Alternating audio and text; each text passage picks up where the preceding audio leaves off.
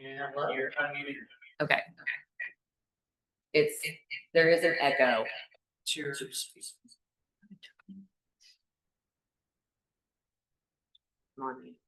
Down here. It is. Yes, It is. It is. It's on. Everything's on here, so I don't know. This is something.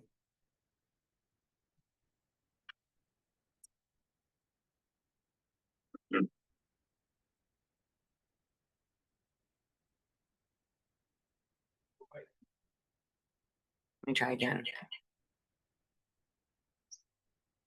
Okay. Is that better?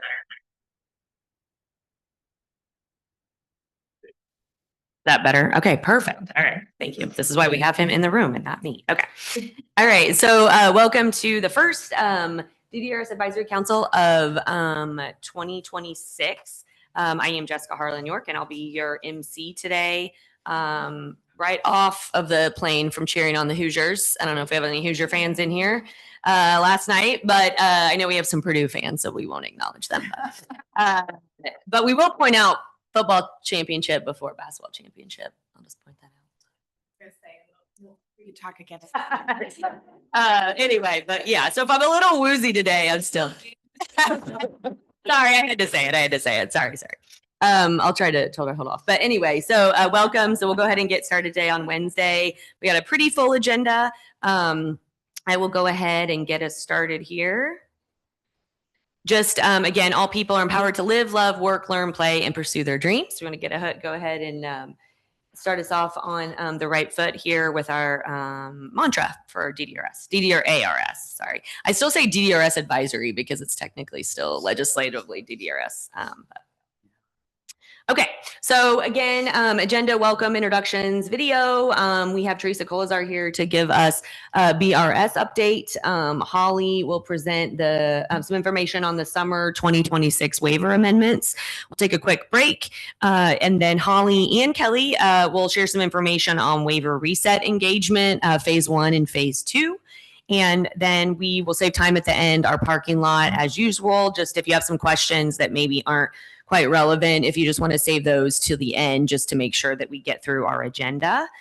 And we're going to go ahead. I'm going to share a quick video. Teresa will probably not want me to do this because it'll be her face up there. But we are highlighting some of the videos that we have on our new and revamped website, the DDARS website. So I wanted to just share the video that was put together about BRS. I just thought that was appropriate since Teresa is presenting today the update. So give me just a second. I'm going to have to turn up my volume. So hopefully this works. He said it should work. And then I will do, 1 second. Maybe. Let me try this. And if it doesn't work, we might have to wait to the end again.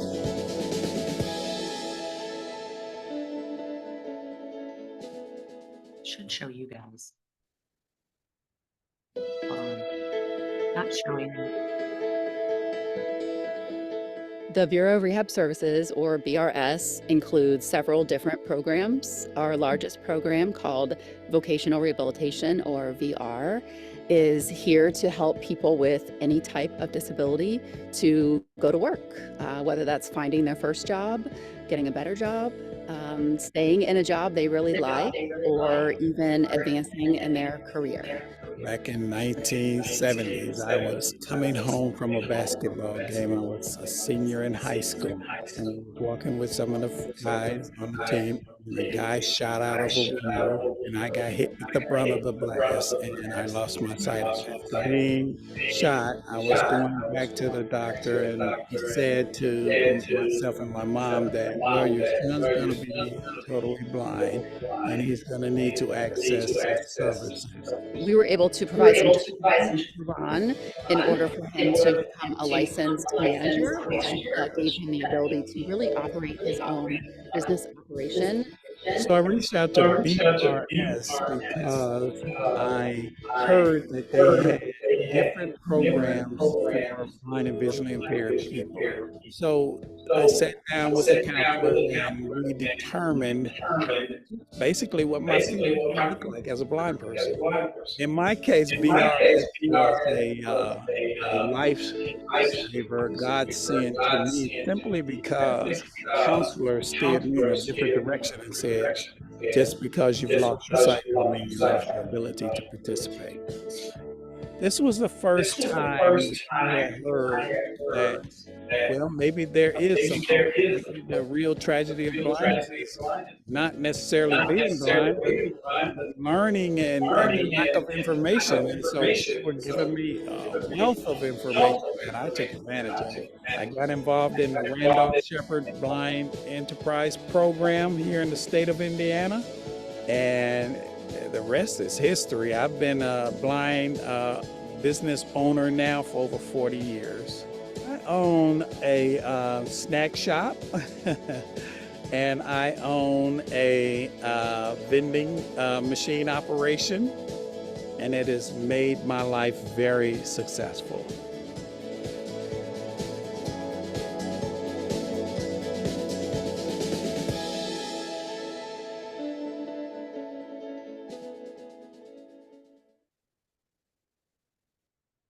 Thank you. I just wanted to share that video. Well done, Teresa. That was a good video that's on our website. That feel free to share, public video, obviously, that we're pretty proud of. So, okay, I'm going to go ahead and take roll call here just to see what members are in attendance today.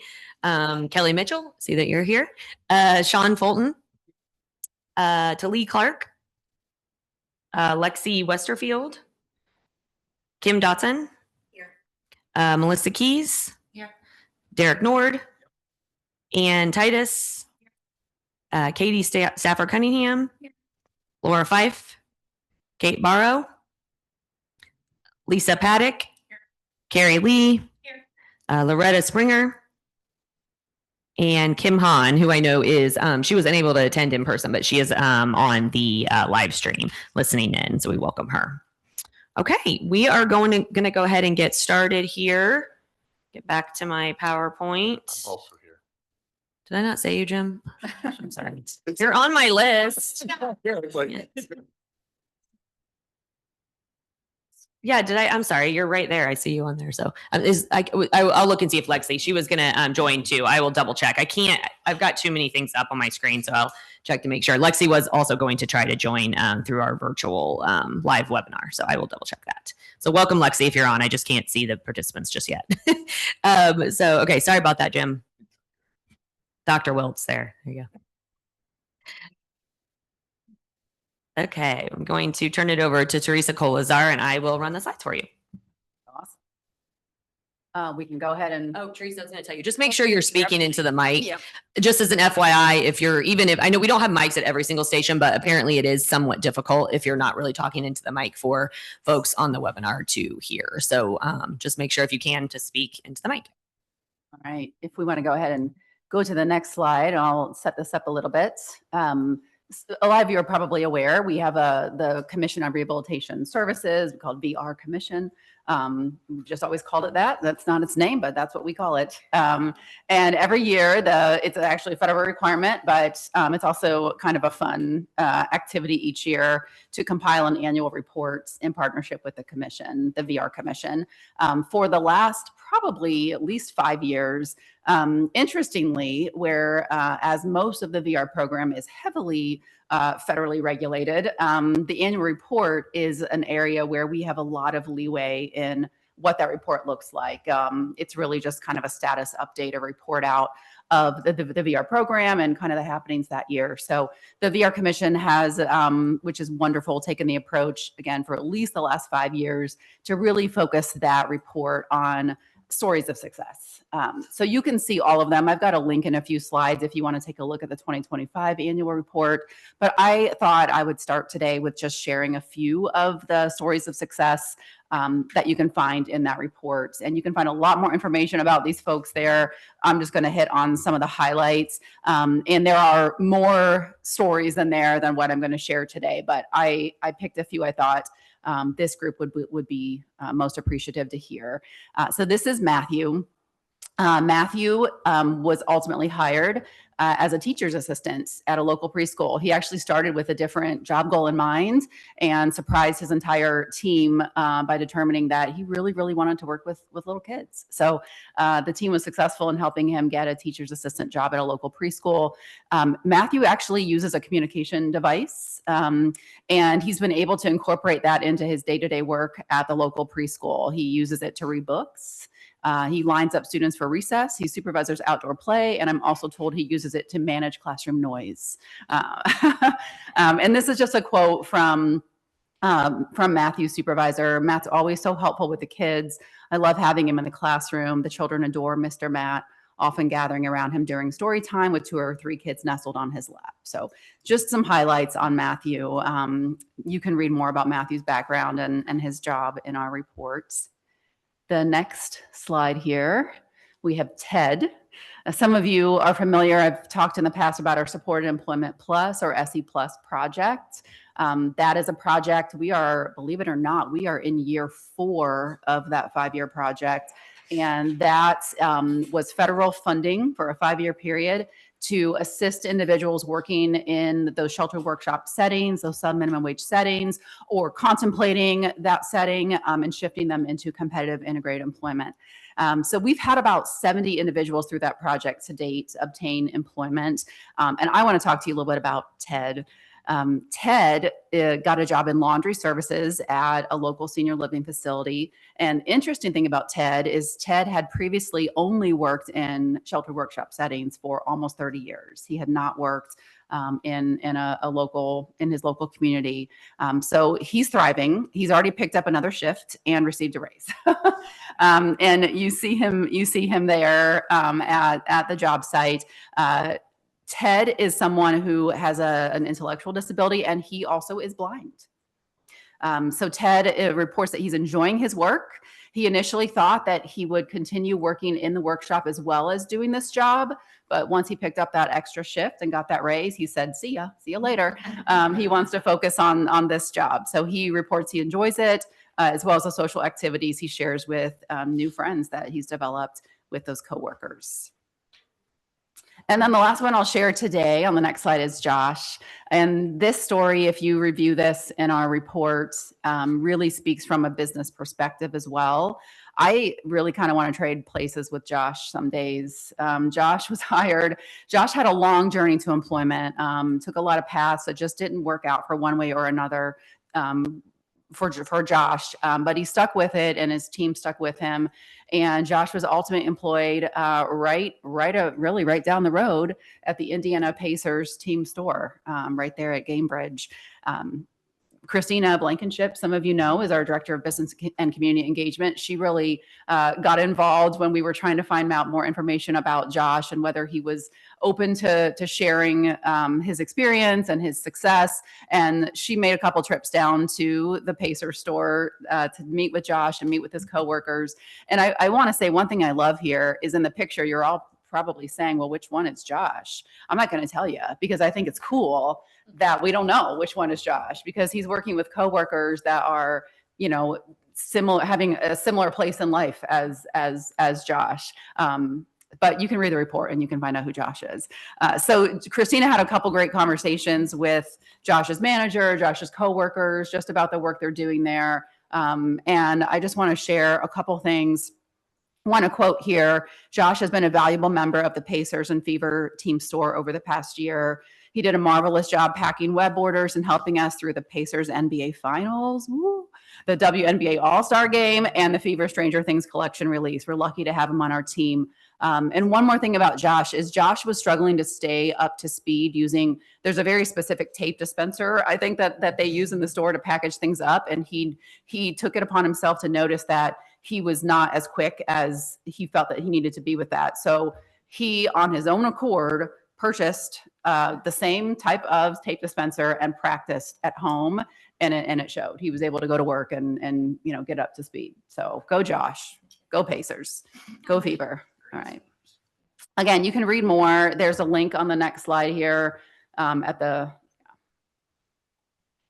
there we go. There's a link to the full report, but I do want to share just a few data highlights that you'll also find in the report. We had a really good year in VR this last complete state fiscal year. It feels far away to now talk about state fiscal year 25 now that we're in over halfway through 26. But we had a 43% increase in people exiting VR with employment last year. This is really the first year we've seen some notable movement. We've been pretty flat in terms of our outcomes for quite a few years now, probably at least 5, maybe 6 years. So this was great to finally see that movement catching up with all of the strategies that we've been implementing. We also saw increases in hourly wages, average hourly wages, and average weekly work hours. Continued to primarily serve folks with the most significant disabilities, but as you know, also served all eligible individuals across all priority categories.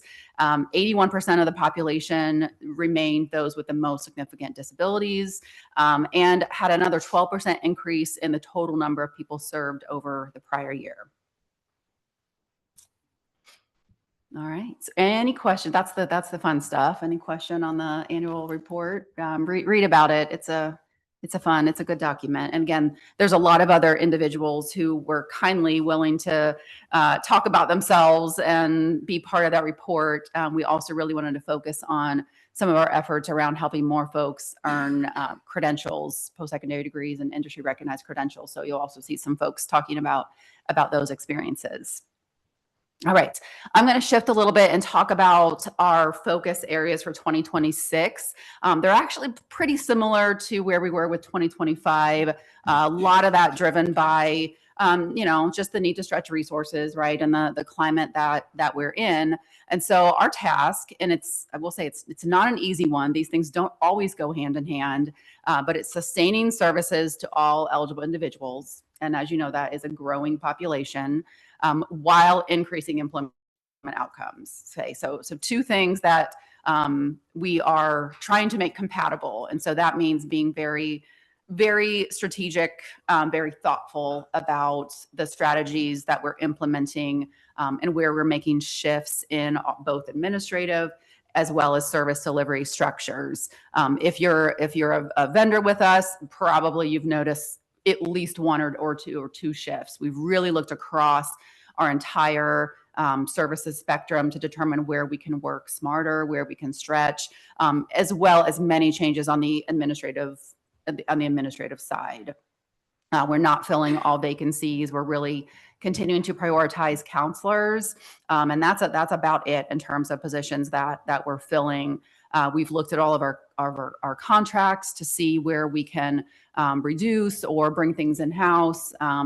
The goal all being to be able to shift more resources to direct services. Again, I mentioned another 12% increase in the population that we served this last year. So I'm not going to get into every single strategy today. We've shared a lot of that in the past, but I do want to share one of the drivers of our thought process, and that is really being focused on intentional service delivery. For a couple of years, back in, let's say, like state fiscal year 22, 23, we had all of this carryover money from the pandemic. And the feds, we asked, and they were not able to give us any extended time period to use that carryover funding. So we had a lot of money to use in a very compressed period of time. And so that had an impact on how we delivered services. That period has ended. And so now we have to get back to a more sustainable approach. That was not sustainable. So we're really working with our team members to think about intentional service delivery. And these seem like very basic, straightforward questions, but it's been easy to maybe get a little bit outside of this while we have those dollars. And one is this service that the person is asking for or is being identified, is it a vocational rehabilitation service? And I've come to say this often recently, while a gain in independent living is often a byproduct of a lot of the services that we provide, it isn't the driver for the services we provide, right? The driver is this a vocational rehabilitation service? And is this vocational rehabilitation service required for the specific vocational outcome. Okay. So a lot of folks come to us and may have a lot of needs, and those needs may not be being met somewhere, or their perception is they're not being met somewhere. And it's been common to, to inquire about using VR dollars to maybe fulfill some of those needs that may not really be truly vocationally focused. And we've had a lot of wiggle room there when we've had additional funding. That's a different story today. So really getting back to sustainable service delivery.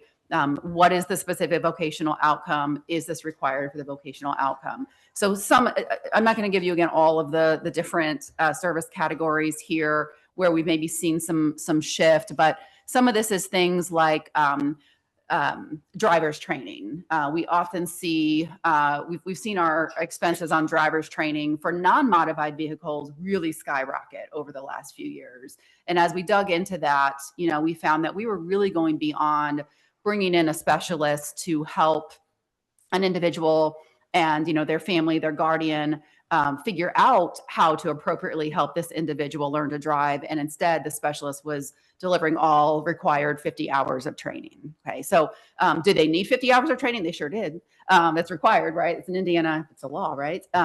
But were all those 50 hours necessarily needed for, did a specialist need to be there for some of that? So that's an example. Training's been a really big example. Training is always beneficial, but is it always required for the intended outcome? Of course not. Whether you have a disability or not, of course not. So, what is the intended outcome? If that's an entry-level employment, then probably the path there is place and train on the job, not necessarily, going through a training first. Things like equipment. People need a lot of equipment, but again, some are those vocationally necessary, or are they needed for maybe something you're doing at home or something you're doing for independent living, or is that needed for you to learn how to do something you need for the job or to be successful on the job? So I'll leave those examples there. We're also looking at, as we always do, opportunities to improve or streamline service structures. Just because we may have to do things more sustainably or differently doesn't mean there isn't opportunity to also improve while we're at it. So we're really trying to do that, simplify where we can, and then also opportunities for sequencing and braiding, right? Isn't that the dream? How do we sequence and braid all of these different siloed funding streams? So we're trying to find those tangible opportunities for that. And I'll just give you a couple of examples. One would be pre-employment transition services. A lot of you are familiar with that. That is also a service we provide. That's a set aside. And that's a fairly finite list of services, much smaller menu of services than the full VR menu. And those pre-employment transition services are specifically for students with disabilities in school. In Indiana, that is age 14 to 22 and in school. And we were really missing the boat on not duplicating and not sequencing those services. So we found that we were kind of siloed over here providing these services to students, and then many of those individuals would enter VR and we would sort of start from the beginning. We really weren't leveraging what we learned in pre-ETS in terms of career exploration activities. So we've got to do a better job there. There's a great opportunity to streamline, not duplicate, save some dollars because maybe a lot of that work's already been done. And then also help somebody move faster through the VR system because we aren't repeating some of that career exploration process. So to facilitate that, we've really worked pretty closely with our pre-employment transition services providers. We've established a career profile tool that they can use to capture all that they're learning as part of career exploration, and then that transfers nicely over to VR. We've also, this seems odd, but with pre-employment transition services, this was a new requirement back in, it became effective in 2016. And as you can imagine, a big shift. It was an unfunded mandate, as we've come to, to be kind of accustomed to. So it became for states about how do we shift the dollars away from here and over here, and how do we spend them on this population in these somewhat rigidly defined, service priority categories. And oddly enough, there really wasn't a specific objective, if you will, of what are we doing this for, aside from spending the 15% and serving the population. Sounds great. Sure. Let's get more engaged with students. That's fantastic. But what are we driving toward? We've now defined that. We're driving toward identifying a vocational path for students, right? So that all that we're doing with the job exploration and, you know, the work experiences and the instruction and self-advocacy and the counseling on post-secondary pathways, all of that is really needs to be, again, intentional and inform a vocational path for the students. So when they do enter training, or they do enter VR, or they do enter any other service or pathway, they have a vision, you know, they kind of know where they're going. All right. Any questions there before I move forward? Yeah. And it relates, and I appreciate your statement about can't fund everything, right? I think that's and really having to figure that out, but also, you know, you make some good examples of like training and that. There are other systems in the state, like workforce development. There are other systems, and I do wonder where. I can't speak definitively about Indiana. There's a long history across every state of a disconnect between VR and workforce development. Yes. Maybe not in tables like this, but in practice. And I do wonder, it'd be great to hear what your view is about our workforce development system. Are they actively playing the role that they need to be playing? So it's not just pointing to you to do everything. Because I think, and that workforce development isn't just about how it's about how they're including everybody in those conversations, and the integration of and the inclusion of people, including significant disabilities in there, because I think historically they haven't been at the table. Exactly. Right. There is ample room for improvement there. There are some pockets where I think we are seeing some more successful collaboration around the state. But no, absolutely, there is great opportunity to sequence, right, and braid and leverage those services. I think same thing with post-secondary settings, right, as well.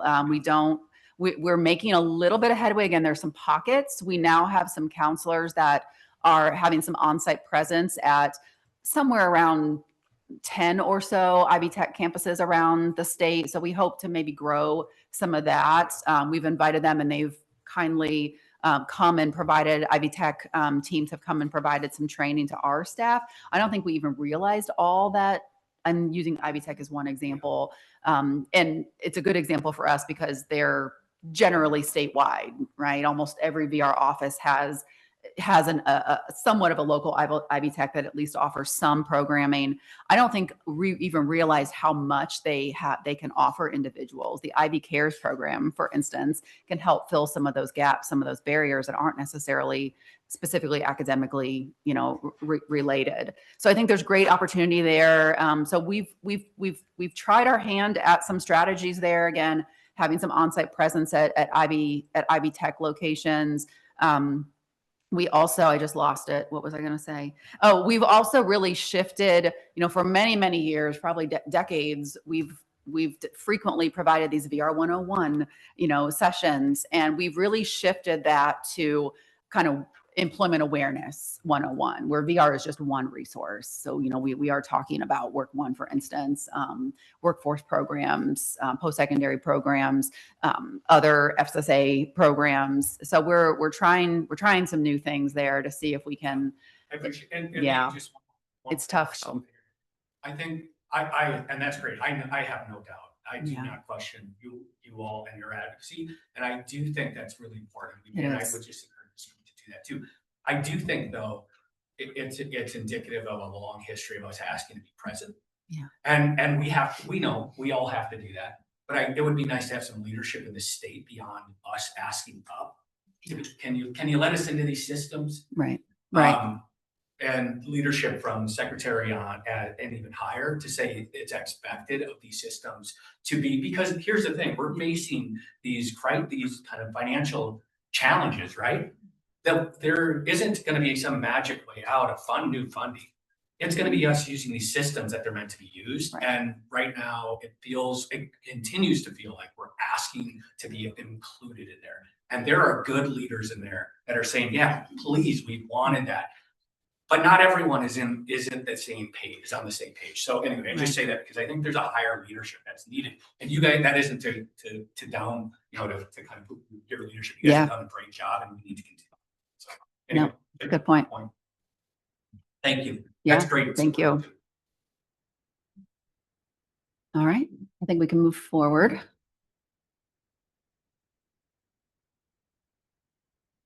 we go.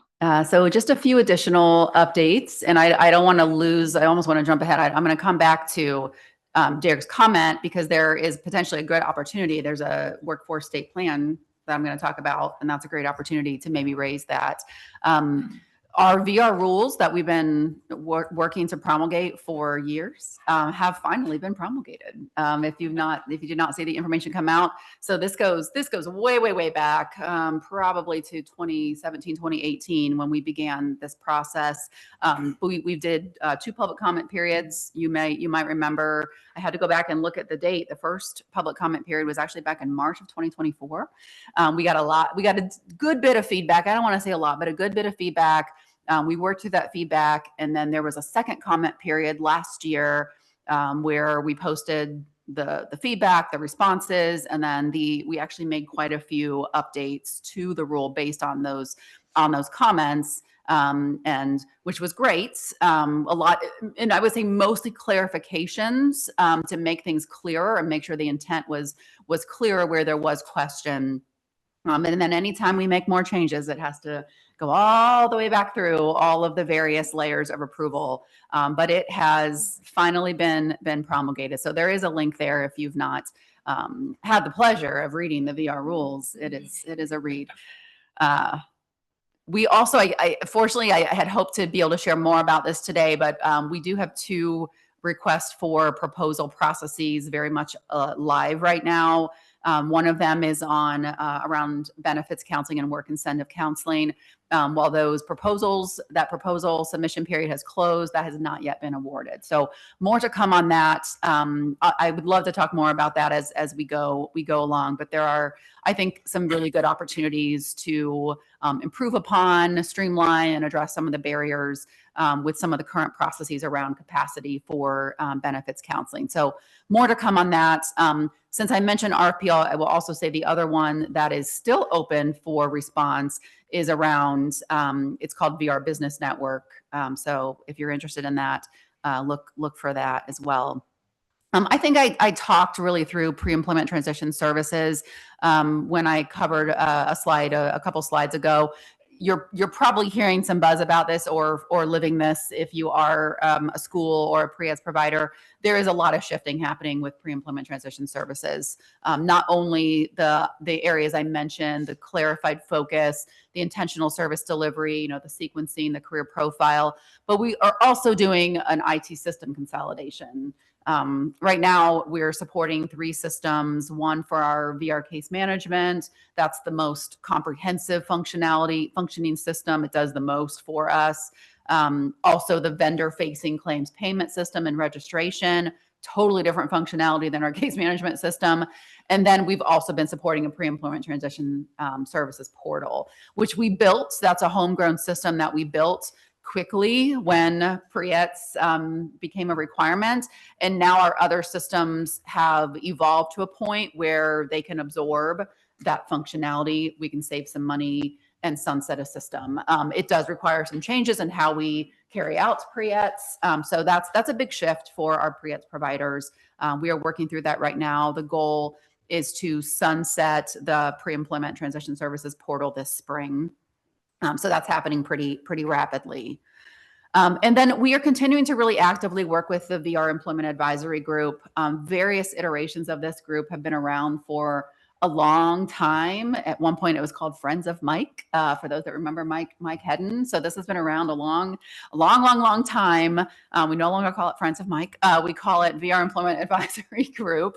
And in fact, we just met, I think last week. We meet at least quarterly and often have some subgroups going on at the same time to work on specific systemic improvements. Because we have made a lot of shifts, including to employment services, we continue to take feedback and tweak and try to improve upon what we're doing with employment services. It's a big part of our service structure. It's an important part of our service structure. We have worked with this group just in recent years on streamlining documentation. We worked with them significantly when we rolled out major changes to employment service structure several years back, and continue to work with them on tweaking. There's a couple irons in the fire right now with this group that, as that further evolves, we'll share more about that. But I will share that it really centers around improving communication and collaboration. That really seems to be at the heart of many of the challenges that we have in this service delivery structure. So thinking about things like setting an expectation around an initial conversation to get the team on the same page. Again, it sounds very simple, but it's just not happening consistently. And where it is happening, there's not always the same or a good objective of the purpose of something like that. But getting people on the same page, giving providers a good opportunity to share their experience and their ideas in terms of a path forward for the individuals, and making sure that's not done in isolation and just kind of handed to a provider to make the best of. So making sure that we're really focused on those pain points in the system and trying to tackle them one at a time to ultimately have a more collaborative process and support more successful and more timely job placement. Okay, next slide. All right, and I mentioned every 4 years there is a new Workforce Innovation and Opportunity Act, or WIOA, workforce state plan. VR is one part of that larger state plan. Within that 4-year period, at the 2-year mark, there's a required update. So that's where we're at right now. Working on those updates in collaboration with the VR Commission. We have modified the goals, strategies, priorities in that state plan to reflect our current focus. That will go out for public comment. I don't have a specific date just yet. We are really folded into Department of Workforce Development's public comment process. We do that all together as one big state plan public comment period. The feds have been a little bit broad. They haven't pinned down an exact due date. I know, again, a lot of weird things happening right now. Probably do somewhere between March 1 and April 1, although, again, we don't have a specific due date. So this will have to go out for public comment very, very, very quickly. Potentially yet even late this month. Certainly, we would think by the end of February, this will be going out for public comment. So take a look, share your feedback. Again, I think to Derek's point, great opportunity to say, hey, how do we systemically do this better? All right, and then just a couple more slides, and I'll speed through this. This is just kind of the standard data. I don't think a quarterly was due, but I went ahead and pulled the data. It was fairly easy to pull. So I'll just really very, very quickly go through this. We've had really good retention this past year with counselors, only about an 8% turnover rate. Amazing. Hopefully that will sustain. As you know, we continue to serve without a wait list at this particular time. That is something we have to very closely, continue to monitor as we try to stretch those resources and our capacity. And then next slide. I've mentioned we've had a lot of growth in applicants and participants over the last 3.5 or so years. We may be starting to see that plateau a little bit, which is we actually welcome that because we were definitely feeling like we were at or over our capacity in terms of the resources that we have available. So we are starting to see the applicant count come kind of back down and level out. The service count remains pretty high, but we may see that level out as we're starting to see that trend in applications. And then the number of individuals currently receiving services, as I mentioned, that's pretty similar. That's just a snapshot. So at any given day, the number of people in on our caseloads looks different as people come and go every single day. So current open caseload snapshot as of the last day of 2025, 11,705. We've also closed almost 3,600 cases since July. So total cases served, actually receiving, having open cases, being on a caseload. Most receiving services is about 15,301 for state fiscal year to date. Again, that's about a halfway point. Now that number is not going to double because again, a lot of those people stay as new folks come on. But we are still, I would say, pretty on trend to hit right about what we hit last year. There were around 18,000 and some open cases for state fiscal year 25. So starting to see the applicant count come back down, but that we haven't seen that trend yet in open cases. And that is all I have for today, unless there are other questions.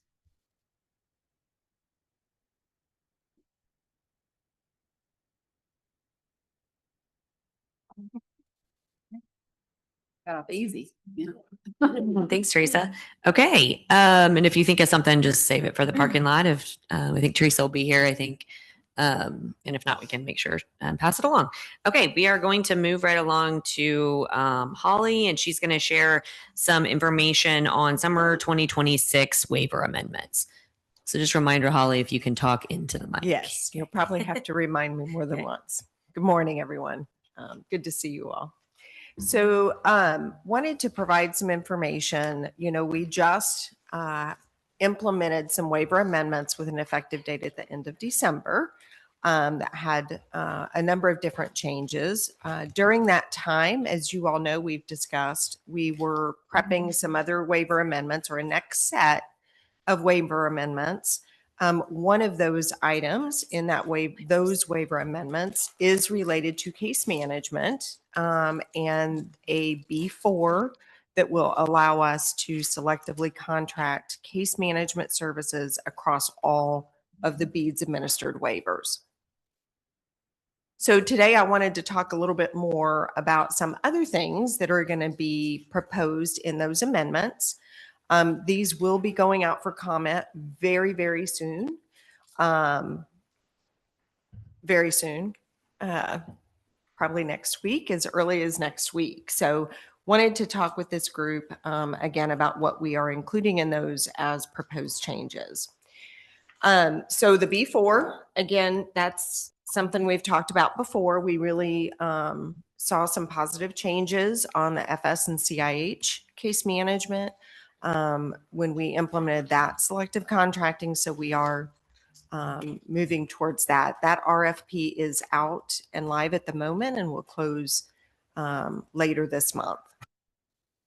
And then we'll move through that IDOA or Indiana Department of Administration process of the entities that submit proposals. The other item in the 2026 summer amendments is related to short-term budget requests and long-term budget request provisions. There was an IHCP bulletin that addressed this as well regarding the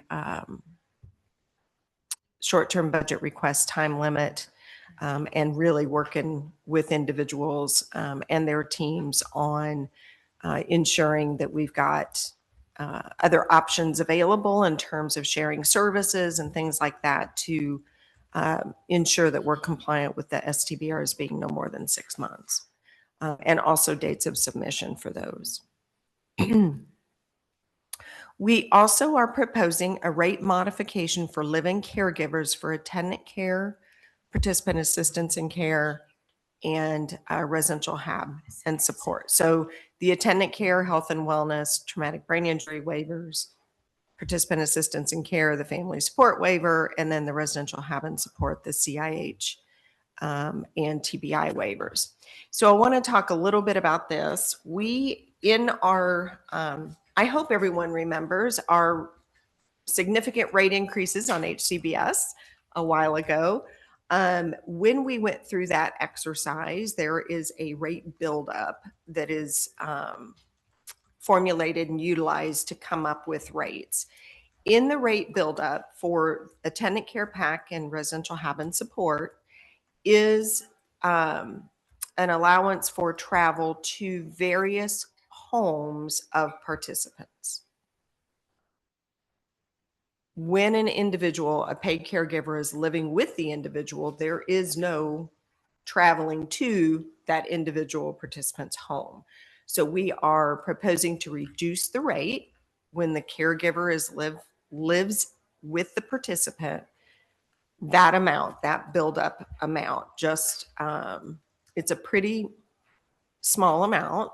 And what I want to stress, and we will be communicating about this as we continue to navigate these amendments, this does not, the rate adjustment here did not impact that amount of funds in the rate buildup for transporting the person into the community. It is strictly that part of the buildup that addresses the staff person driving to the participant's home to begin work, if that makes sense.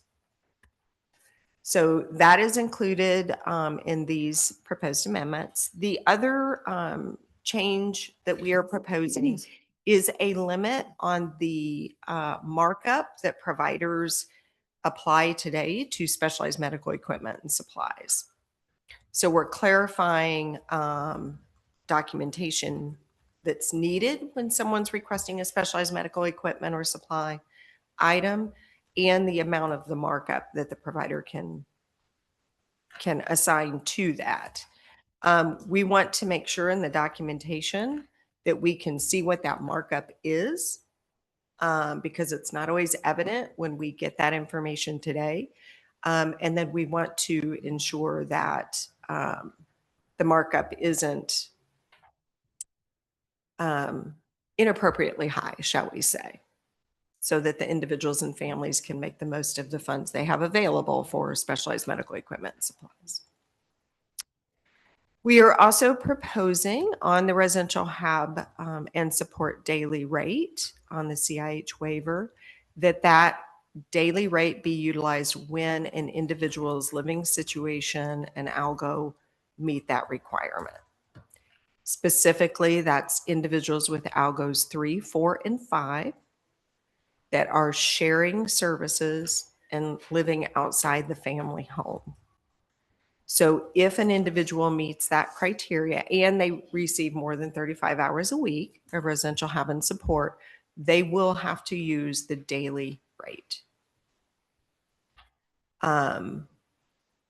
That the provider for that daily rate and the team will work with the individual on what that looks like, what that individual's needs are in terms of staffing and sharing that staffing. And then the daily rate will be utilized. Today, there is the ability for people to move between hourly and daily for a number of reasons. So we are proposing that option, that individuals either qualify for the hourly or the daily. And that's the way they receive their RHS. We're also proposing alignment of our behavior support services on the TBI waiver with our newest model of that service on the family support waiver in CIH. Again, a lot of the providers are the same. It's pretty difficult, I think, as a provider to have two different models that you're working in when it's actually the same, has the same service components. What about So the rates? The rates will be equal then across too. yes.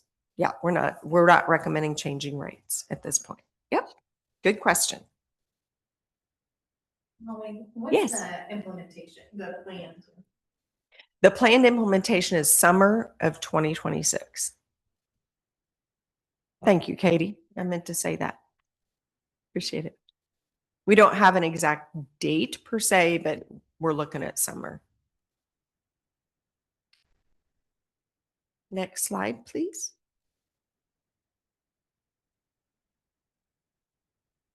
We're also looking at, and these set of amendments have a significant focus on documentation again. We get feedback every day from individuals and families, from providers, from other interested parties about, how we might be able to improve, particularly around documentation. So I want to spend a little bit of time talking about that as well. Our home mod bid documentation, we haven't made a lot of changes with that over the years, so we are building up or expanding on what that documentation needs to look like, making sure it's aligned across all the waivers, clarifying a few things, and then ensuring there's adequate or additional information there around the lifetime cap. We're not changing the lifetime cap.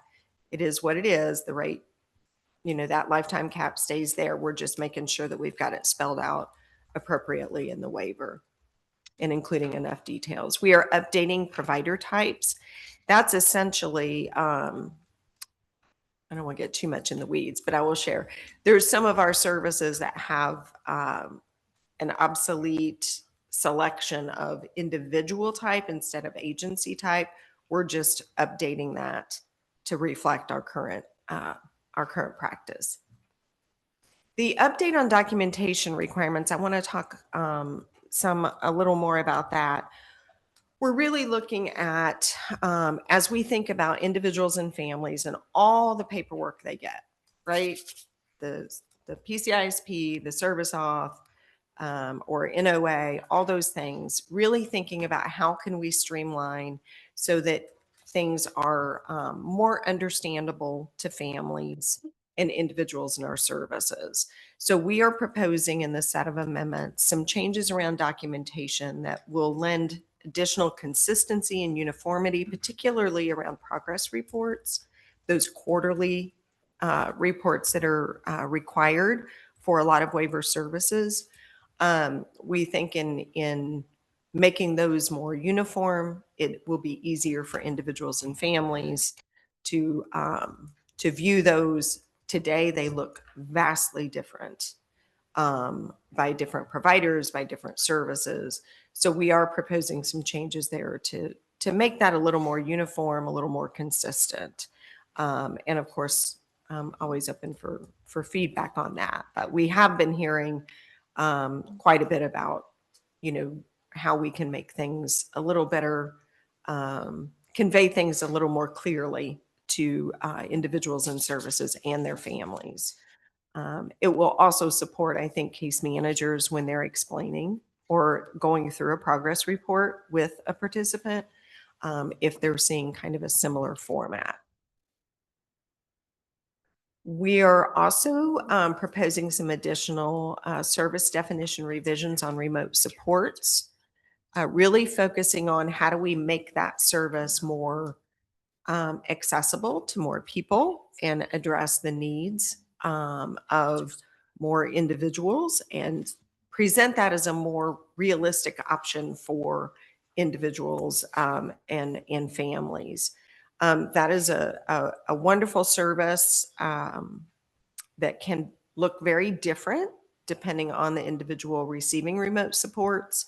So we really just want to be able to maximize that and allow individuals and families to have some flexibility in how they utilize those remote supports and the options available under remote supports. We are updating our quality performance measures on the waiver. We do this when we have opportunities to take things the next step. We also have, of course, the access rule coming our way that we're always having our minds on those quality performance measures. So we are doing some updates there, or proposing some updates there. We're also proposing some changes to allowable service provision by relatives. This is non-LRIs. So what we typically see with family members or relatives providing services, again, this is non-LRIs, we see them providing things like residential hab and support, PAC, attendant care in some cases, primarily those. What we have seen recently is some utilization of other services with family members providing them in settings that really sometimes don't support the individual in the way the service intended. So as an example, we have seen some day hab individual service being provided in a family home. And you'll see later on when we talk through this, a couple more slides, some changes or modifications or clarifications to the service definition of day hab, because that really is meant to be a community-based setting or a facility-based setting, and not delivered in the individual's home. So we are making some changes there, but we are also clarifying what services relatives can provide. Those things that we most commonly see, the residential hab and support, PAC, attendant care, even transportation, workplace assistance, respite, skilled respite on the health and wellness and TBI waivers, home and community assistance. Those things will continue to be allowable to the extent they are today.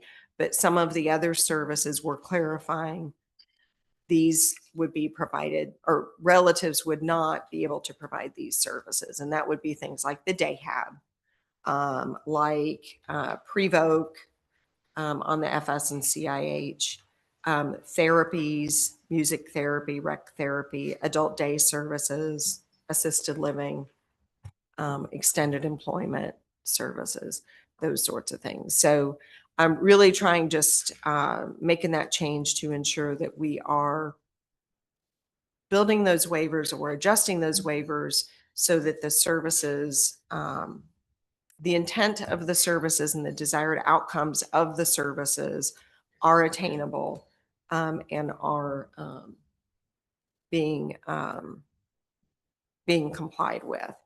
So we are making those or proposing those changes as well. Next slide. Oh, okay. Thank you, Jess. We are also proposing alignment of incident reporting requirements. So today there's a little bit of difference between the reporting requirements on the health and wellness and TBI and on the FS and CIH. So we are aligning those requirements for consistency reasons. So nothing big there, but just want to call it out because it is listed as a change. We're updating the actuarial information. Indiana has a new vendor that fills that role. So we have to update the waiver with that new vendor. We are implementing or including the name change of our division from DDRS to DDARS. Updating references to the PCISP, the Person-Centered Individualized Support Plan. Some of our documents don't refer to it as a PCISP, so we are fixing that in the waiver amendments. We are also proposing a service limit on benefits counseling. So we just rolled that out. That is a brand new service. We are proposing a limit of 6 hours per year. That is not, even as you read the definition as it exists today, it's not meant to be an ongoing service, right? It's meant to be an intensive, relatively intensive service where we sit with individuals and their families potentially and talk about potential impact to their benefits were they to explore competitive integrated employment. We did some work with Voc Rehab, our friends at Voc Rehab, or maybe it's family, I guess, at Voc Rehab and BRS about that particular service when we first were developing it to include in the last amendments. And that 6 hours came from our communications with Voc Rehab about what people typically would use historically of that service in BRS. We're clarifying Human Rights Committee, just making some clarifications and then doing some revisions of waitlist management on the family support waiver and the CIH waiver. Going back to the HRC, can you Yes. provide any details about what those clarifications, what you're looking at? Yeah. Like, well, I mean, one thing, for example, recently there were changes in how support address medications. Mhm. That wasn't really carried over into HRC. I'm wondering if that will be carried over to HRC. Yeah, Jim, let me double check on that because I did not bring that with me, but I will get back with you with an answer on that. Okay. It is clarifying. I do believe we have addressed that because of the changes in the behavior support service, but let me get the specific changes and I'll clarify for this group before we leave today.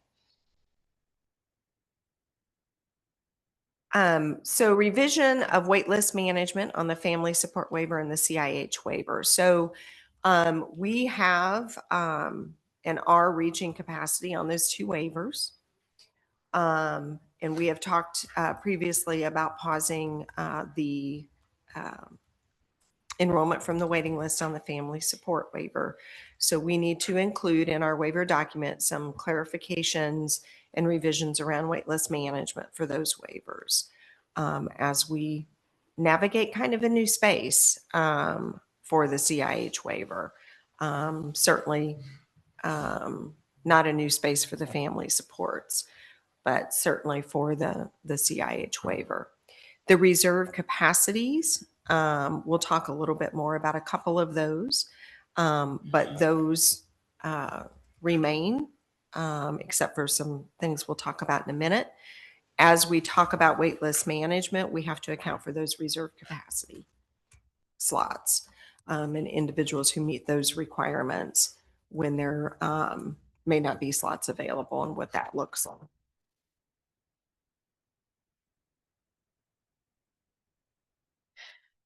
Next slide, please.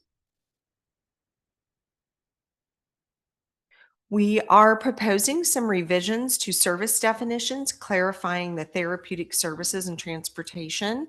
Specifically, this includes like rec therapy and music therapy. So what we want to do there is clarify the intent of those services, focus on the therapeutic benefits for individuals in those services, and the desired outcomes of those individuals from those services, and also clarify the transportation when those services are provided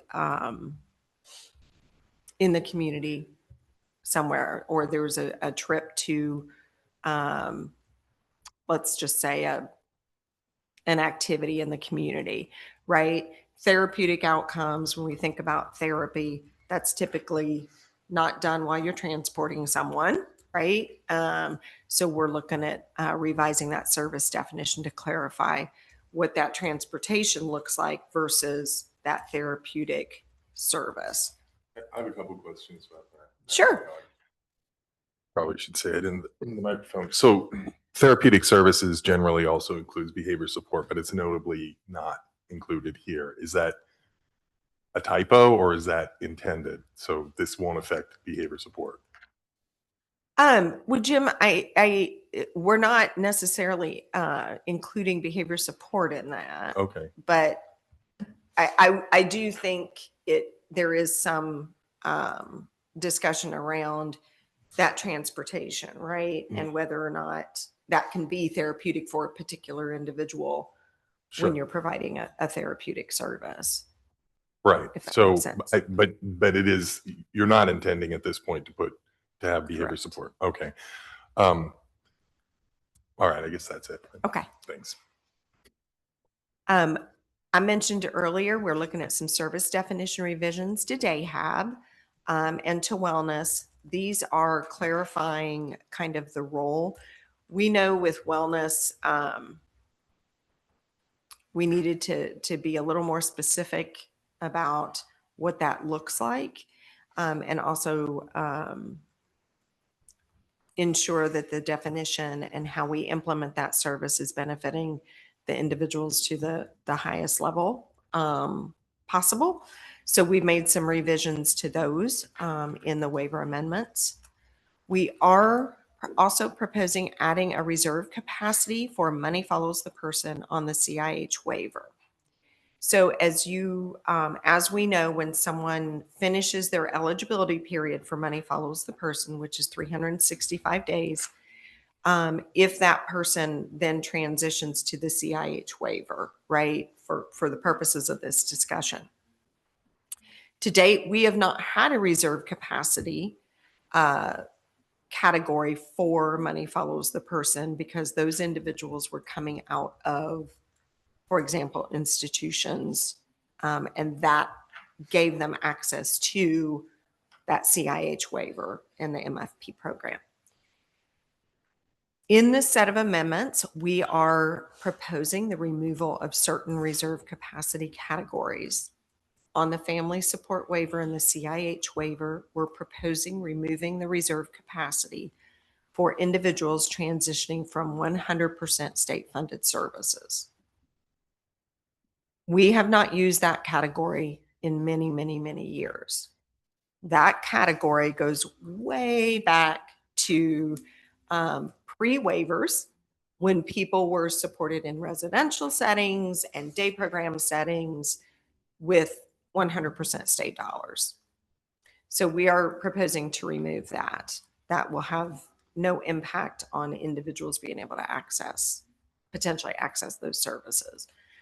The other reserve capacity category we are proposing to remove on the CIH waiver are those choosing to leave ICF ID or supervised group living or group home, whichever term you want to use. That we are proposing that as a measure to ensure that in a time when we have limited availability of our comprehensive waiver, the community integration and habilitation waiver, that we are able to use those slots, if you will, that are available to support those with the highest level of need. So does that mean that if you exit an ICF or a group home, you won't automatically qualify for a CIH? Correct. Correct. You would need to meet other criteria for that. How does, has ESN homes been carved out of that Yes. for discharge? Okay. And the CRMNF would also. The CRMNF is a little different for sure, and the ESN as well, as those are highly restrictive settings. Sure. So when people don't need that high level of restriction, we need to be able to transition them out to a less restrictive, more inclusive type of setting. No, good questions. It also does not impact people leaving state psychiatric hospitals, as an example. Yes. Hi, can you explain how this works with the bulletin that just came out about folks needing to spend 365 days to go from family supports to CIH? Or SGL. yes, to CIH. sorry. That's okay. That's okay. It's all the acronyms, Melissa. So we are implementing that practice now. These amendments won't come into place until, summer of 26. Gosh, I can't believe that's this year, right? But that's still a ways away. So in the meantime, again, with our focus on trying to ensure that those CIH waivers are available for those with the highest level of need, we are implementing a process where if an individual goes to SGL or supervised group living or group home, that they be there a year before they request a CIH waiver.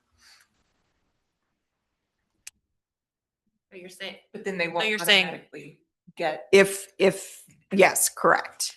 The waiver year. It does. But again, these are proposed changes, right? These have to go through public comment, then they have to be approved by CMS before So- we could implement. Holly, Yes.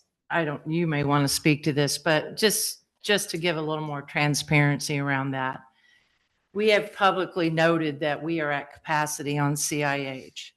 Inadvertently, what has happened is because of that prioritization of SGL into CIH, it has become a gateway, an automatic gateway to what is a priority category emergency placement waiver.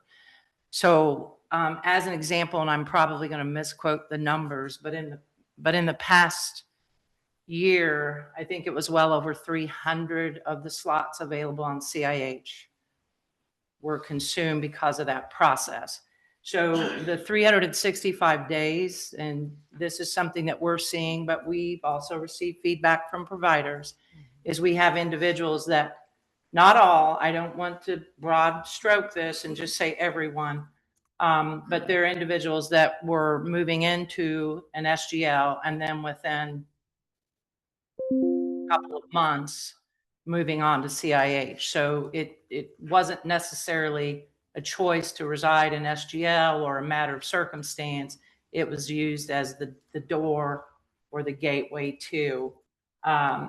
So then what has happened is we have folks that are parents over 80, death of caregiver, abuse, neglect, exploitation, health and safety, who now won't have access to slots. So until we get to, and we'll talk about this later, a new waiver structure and array through the waiver reset process, we need to manage the current system. So that is why this is being done. I do want to put some context because I think on the surface, it can seem not understandable. So I did want to give a little bit of the background to it. And Holly, I hope that you don't mind that I No, absolutely jump not. in. No, appreciate it. If I can ask, if there's a person that maybe meets the ICF ID, but they're in a nursing facility, is that any difference? The ICF ID is actually referencing the facility Oh. type. Okay. In this, choosing to leave an ICF ID is choosing to leave a facility that's an ICF ID, which is supervised So group living. nursing, if they're in a nursing, Correct. that would. Correct. Correct.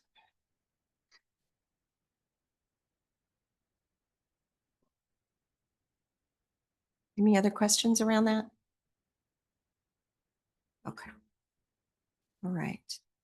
And then we're also just clarifying the family support waiver cap and maintenance of home mods.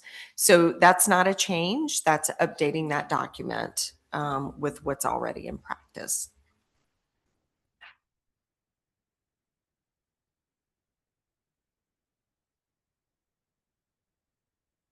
All right. I don't, yeah, we are ahead of schedule. way ahead. So Yeah. if you guys are okay, I think we can just plug away. If anyone needs a break, just let me know. I don't know that we'll need it because we're not even at 2 hours yet. So yeah. Okay. So I will turn it over to waiver reset overview to Holly and Kelly.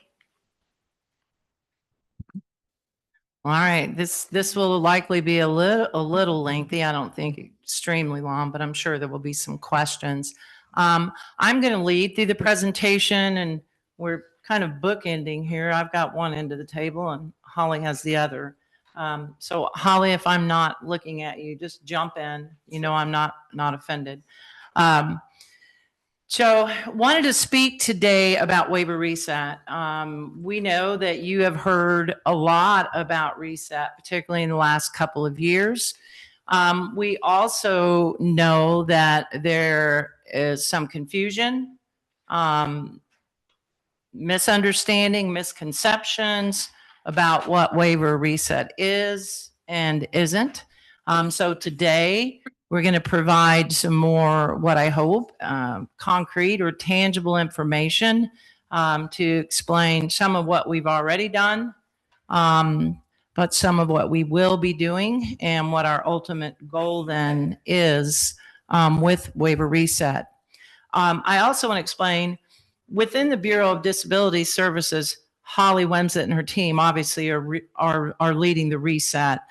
I am navigating us through this because this truly is, and I'll refer to this as we move through the presentation, this really is an overarching FSSA approach to reset.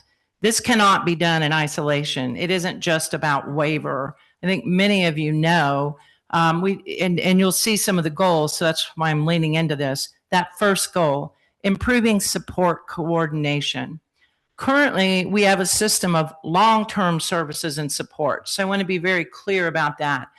supporting people not in acute needs. So I'm not, but looking at long-term support in their homes, in their communities, and sometimes in facilities. That is done now through both Medicaid state plan and Medicaid waiver.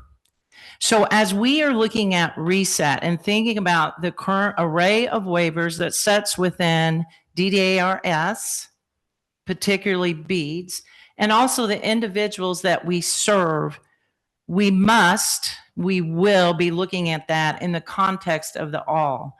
So while we work toward a framework for waiver reset, it will also inform FSSA policy direction, as well as FSSA will inform the direction of the reset. So this is very much a collaborative, communicative process within the agency. Particularly, I will stress between two divisions, the Office of Medicaid Policy and Planning and DDARS, but not exclusive to that. So why are we pursuing waiver reset? Our overarching goals as an agency, as a division, and as a bureau are, number one, to improve support coordination. We want to ensure that we are looking at individuals holistically. We don't exist in boxes. We don't exist based on a diagnosis, a gender, a region. It's in the context of all those things. We also know, as I just stated, that individuals are supported through various services that are funded through various streams, both federal and state and private and community. And we know that supporting individuals with disabilities, Hoosiers with disabilities, that also includes both formal paid supports, formal supports, and informal supports, family, friends, community, neighbors. All of those things must be considered. Let's be honest, right now, our approach is rather fragmented. We have a case manager for waiver. We have another manager perhaps for state plan. We may have another manager for another service that we're accessing. And we're often not looking at the all. That causes a great deal of confusion for individuals, for the people supporting those individuals, for the providers, and oftentimes on the state side as to how best support. We also don't communicate well across all of those streams and support systems. So one of the goals underlying all of this is to improve that. Also, we've all been addressing this. Derek, you spoke to it earlier as we were discussing VR. In the context of where we are currently, not only in this state, but as a nation, we have to ensure that we have a sustainable service delivery system. And that's not just about the money. It's not just about ensuring that we stay within the means that we have. It's about ensuring some stability and quality of life for the individuals that we support. We don't want to put something forth and build a structure to support individuals that then we have to take away or that we can't continue to do. So we must do this in the context of sustainability. I will get into, and Holly will help me, and perhaps other partners in the room if there are in-depth questions, but how we are proposing to do this through waiver reset is through what we will refer to, and you will hear frequently over the coming year, as a support level framework. I'll explain that a little later. A support budget framework. So those are two distinct things. So one, what level of support does an individual need? And we'll talk about how we establish a framework to understand that in the context of frameworks. And then what budgets exist to support those identified levels or tiers. So two-prong approach. And then the other piece to this is part of how do we manage slot capacity? We know right now demand is exceeding our current capacity. We also know the likelihood of additional dollars is not high. Not going to say impossible, but just given what we know now, current environment, at least in the near distant future, the likelihood of additional dollars is not likely.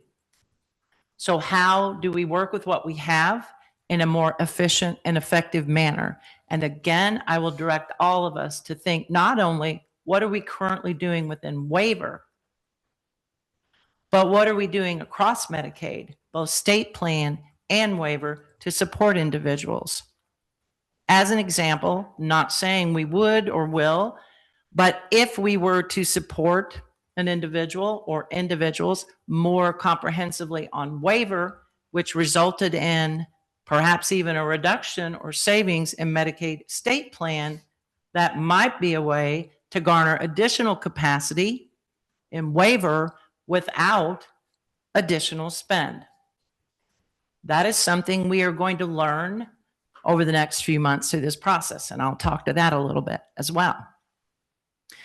Our third overarching objective is to enhance provider capacity. And we put a little extender on there, additional statement, with quality outcomes. I think often many of us, when we hear enhanced provider capacity or increase provider capacity, we think about numbers, volume. That is not what we are referring to. We want to ensure that we have appropriate network capacity. And I say appropriate. Do we have too many entities in the system now? Not enough entities. We don't truly know that. I think we're learning more every day. We're understanding our data better, but we really need to look into that and understand when I use the word provider in this sense, I don't mean that direct service provider, what you might refer to as a direct support professional, home and community support professional, a behavioral consultant, the individual practitioner. What we are talking about here is the provider network, the entities. But as a whole and a subset within that, how do we ensure that we have the appropriate capacity, skill set, that we have quality, that we have providers that are capable of rendering the quality of services and delivering the outcomes that are desired by those we are supporting and by the state as the funding source and the overarching insurer of that quality and health and safety.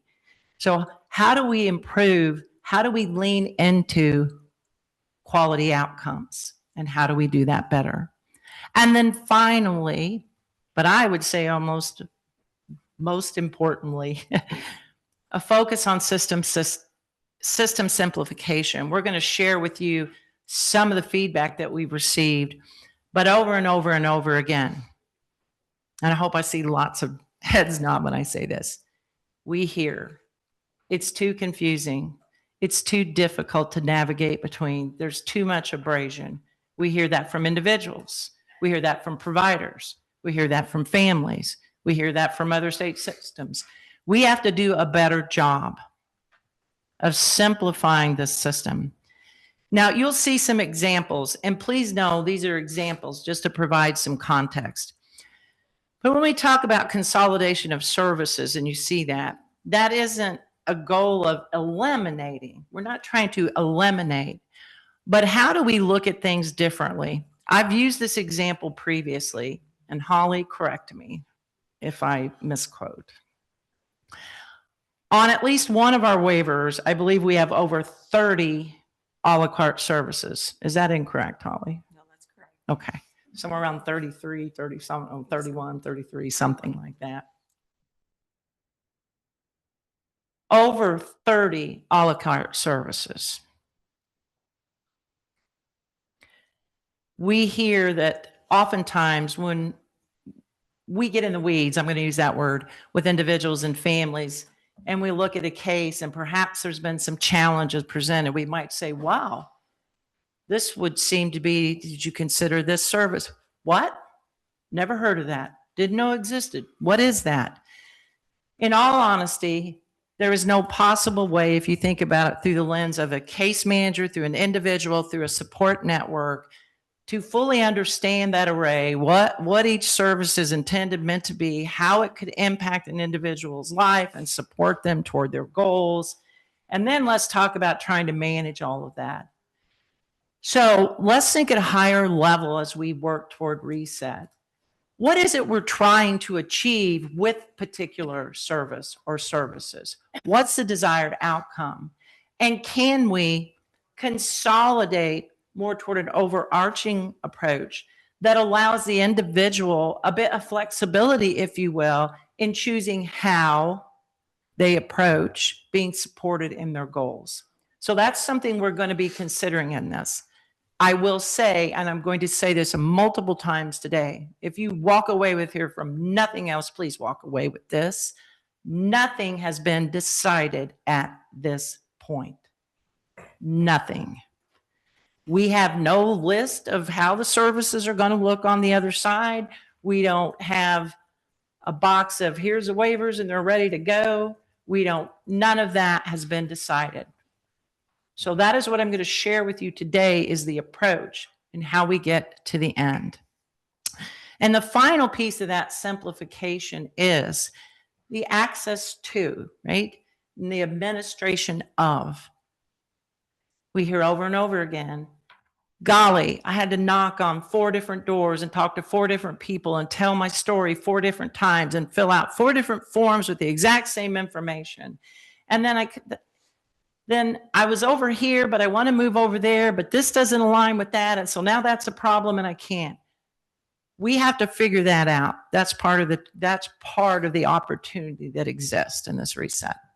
So through our lens, before we began this journey, and when I mean journey, this discovery phase, moving toward implementation, these were the things that were guiding us. I think I'm ready for the next one, Jessica. Real quick, Kelly, just a point of clarification. When you talk about system simplification, you mean both Medicaid state plan and waiver, or are you just talking about waiver? Actually looking at both, Okay. but in the context of waiver, obviously we're going to be really narrowed on that, but it has to be done in the context of all. So and I will say, while he's not in the room, this is very important to Secretary Rowe, that we really look at this in a collaborative effort, and that we are less siloed as an agency and as funding sources and service management. So now I want to talk a little bit about timelines. Some is past, but I want to touch upon it. And then some is current and future state.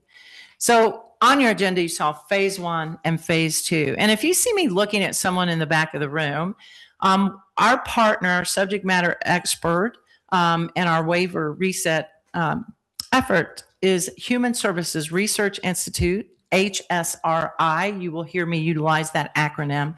And a couple of their team members. I see Elena Vasquez in the front row. And is it Colleen? Aha. Oh, and Karen are here in the room. As they are experts, that's why I said, if there are some specific questions about processes, I don't pretend nor profess to be an expert in the particulars of some of the matters that we'll discuss. So they are here for support and reference, as well as Holly and other team members. So I am going to back us up a little bit.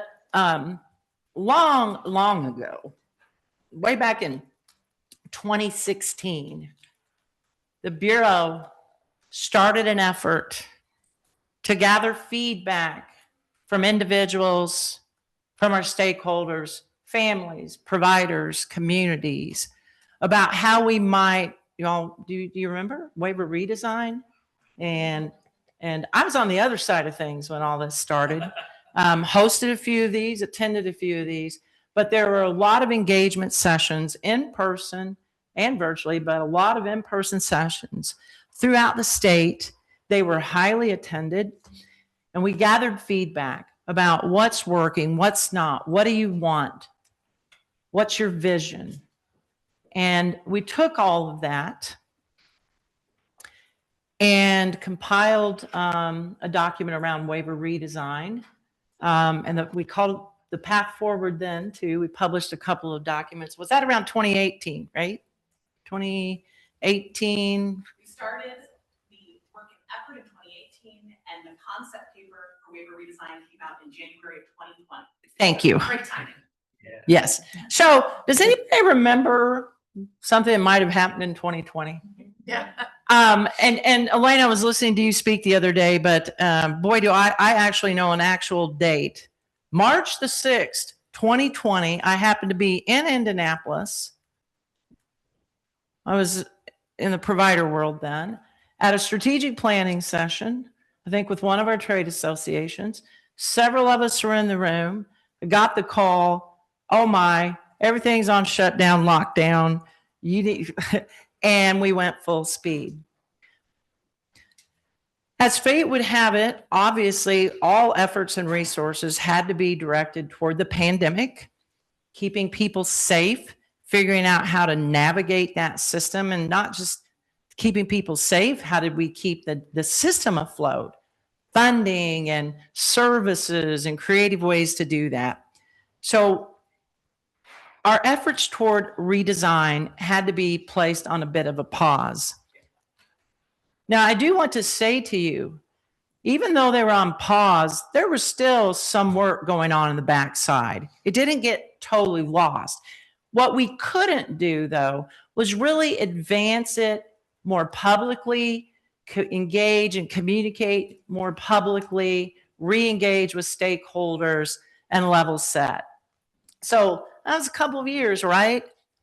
I came in and joined the state right in the midst of that, July of 21. So we were kind of right in the middle of it. So 2022, we started to kind of come out of that. As a bureau, as a division, we started to re-engage. As an agency, we began to re-engage about how do we do this redesign in the context of agency goals. The agency was also redesigning services and supports for older Hoosiers, looking at Medicaid, and we were getting ready to launch a little thing called Pathways. That took a lot of energy over that time frame as well. So 22, a lot of effort from the agency level on pathways, getting those systems in place and getting all of that process in place. And we were still continuing to work and engage as a bureau and making plans. And honestly, I will tell you, somewhere mid 2023, we'd put together a communication plan, a rollout, how we were going to re-engage with our stakeholders and really launch on waiver redesign and reset. And then around the end of 2023, we had another little challenge, little blip in the road. There was a variance in the Medicaid forecast, and it was a pretty significant variance, about $1 billion. And it was an all hands on deck. And a lot of our energy was focused there. In the meanwhile, as part of the Pathways Initiative, the Bureau, and I think rightfully so, was working to integrate 2 new populations and 2 new waivers under their operational authority. So traumatic brain injury waiver and what was then the age and disabled waiver for individuals under the age of 60, now known as the health and wellness waiver, transitioned to the Bureau. So here we are. Guess what? We're still swimming through it, but we've got our heads above water. And over this past year or two, this internal team, not just the Bureau, but also team members from OMPP and leadership have been meeting on a weekly basis around waiver reset. What is it we want? How do we do this? How do we communicate? How do we gather feedback? What is our timeline? How do we launch, right? Ready to launch. So our timeline got a little compressed for stakeholder engagement because we really wanted to stick to our target of a 2027 reset. Because that remains our target. We always realize things could happen, but our target remains 27. We don't know the exact date, the exact month, or whatever, but we are targeting toward that. So in September, October, November through December, the BEADS team members, with support of our HSRI partners, facilitated stakeholder engagement sessions. And you're going to see the numbers there. There were 36 small and large group conversations. There were 13 one-on-one interviews conducted. And through that effort, you will see there were close to 2,300 individuals engaged in this process. So now we've gathered all of this, and our partners at HSRI then compiled all of that feedback, kind of summarized the overarching recommendations, if you will, needs, wants, put that together for us in an extremely comprehensive report, and we got that in December. We digested that internally to help guide us in the next steps. And I'm going to talk about this later, but it seems to feel it dangles a little bit if I don't say it here. We will be sharing, Elena, please, if I'm saying anything incorrect, we will be sharing the summary of that publicly. I think there's going to be even a video perhaps that accompanies that. So that will be forthcoming in the days, weeks, and months. So know that that will be shared publicly. So what I'm going to share with you today is just a few of the highlights. So it's not meant to be a comprehensive report out on the summary of that feedback. So that will be forthcoming. So stakeholder engagement doesn't end. It's going to be ongoing, but this was an intensive effort to layer on top of all that we heard through the 2016, 2018 period to say, are we still on the mark? Have things changed? What are we hearing? So now we want to move into phase 2. And part of this approach is that we are going to bring together what we will refer to as a supports budget community advisory. Is it council or board? I can't remember. I didn't put it there. Board. That will be a group, a representative group, who we will bring to the table over the next few months as we engage in designing the framework, establishing a waiver approach, thinking about services. So I want to say this is representative because this is bringing people to the table. So this isn't, hey, we're going to put a whole bunch of people in a room and tell them what we're doing. This isn't going to be a huge group. What's the number? 10 to 15. And I've given you an example of some of the groups that will be representative. So our trade association, NRF, ARC, our centers for independent living or CILs, obviously people with lived experience, family members, some of our DDARS advisory members, and other groups. So that will be 10 to 15 individuals. I think we were targeting that we'd be sending individuals sometime late this month. Is that still, are we still in line to do that? So those invitations will go out. Obviously, we kind of, get together, all the room keeping, how are we going to work? How's this process going to work? But this is how we will continue more of a focused engagement, bringing partners to the table to work with us as we vet and make some determinations around the future state of supporting people with disabilities through Medicaid. And in particular, a big focus for us is on what will waivers look like, but not in isolation. So next. So I talked about phase one and the fact that we will be sharing with you publicly and a video to accompany a summary of that feedback. But I did want to highlight a few of the things that we heard. First and foremost, and we've heard this through those 2016 through 2017-18 feedback sessions. We heard this from the 1102 task force. We've heard this repeatedly through our building bridges sessions, which is an ongoing communication channel with our stakeholders within the Bureau. We've heard it here, obviously, from the advisory council, is that we need a structure of waivers that addresses support needs. Now, you will see specifically mid-level.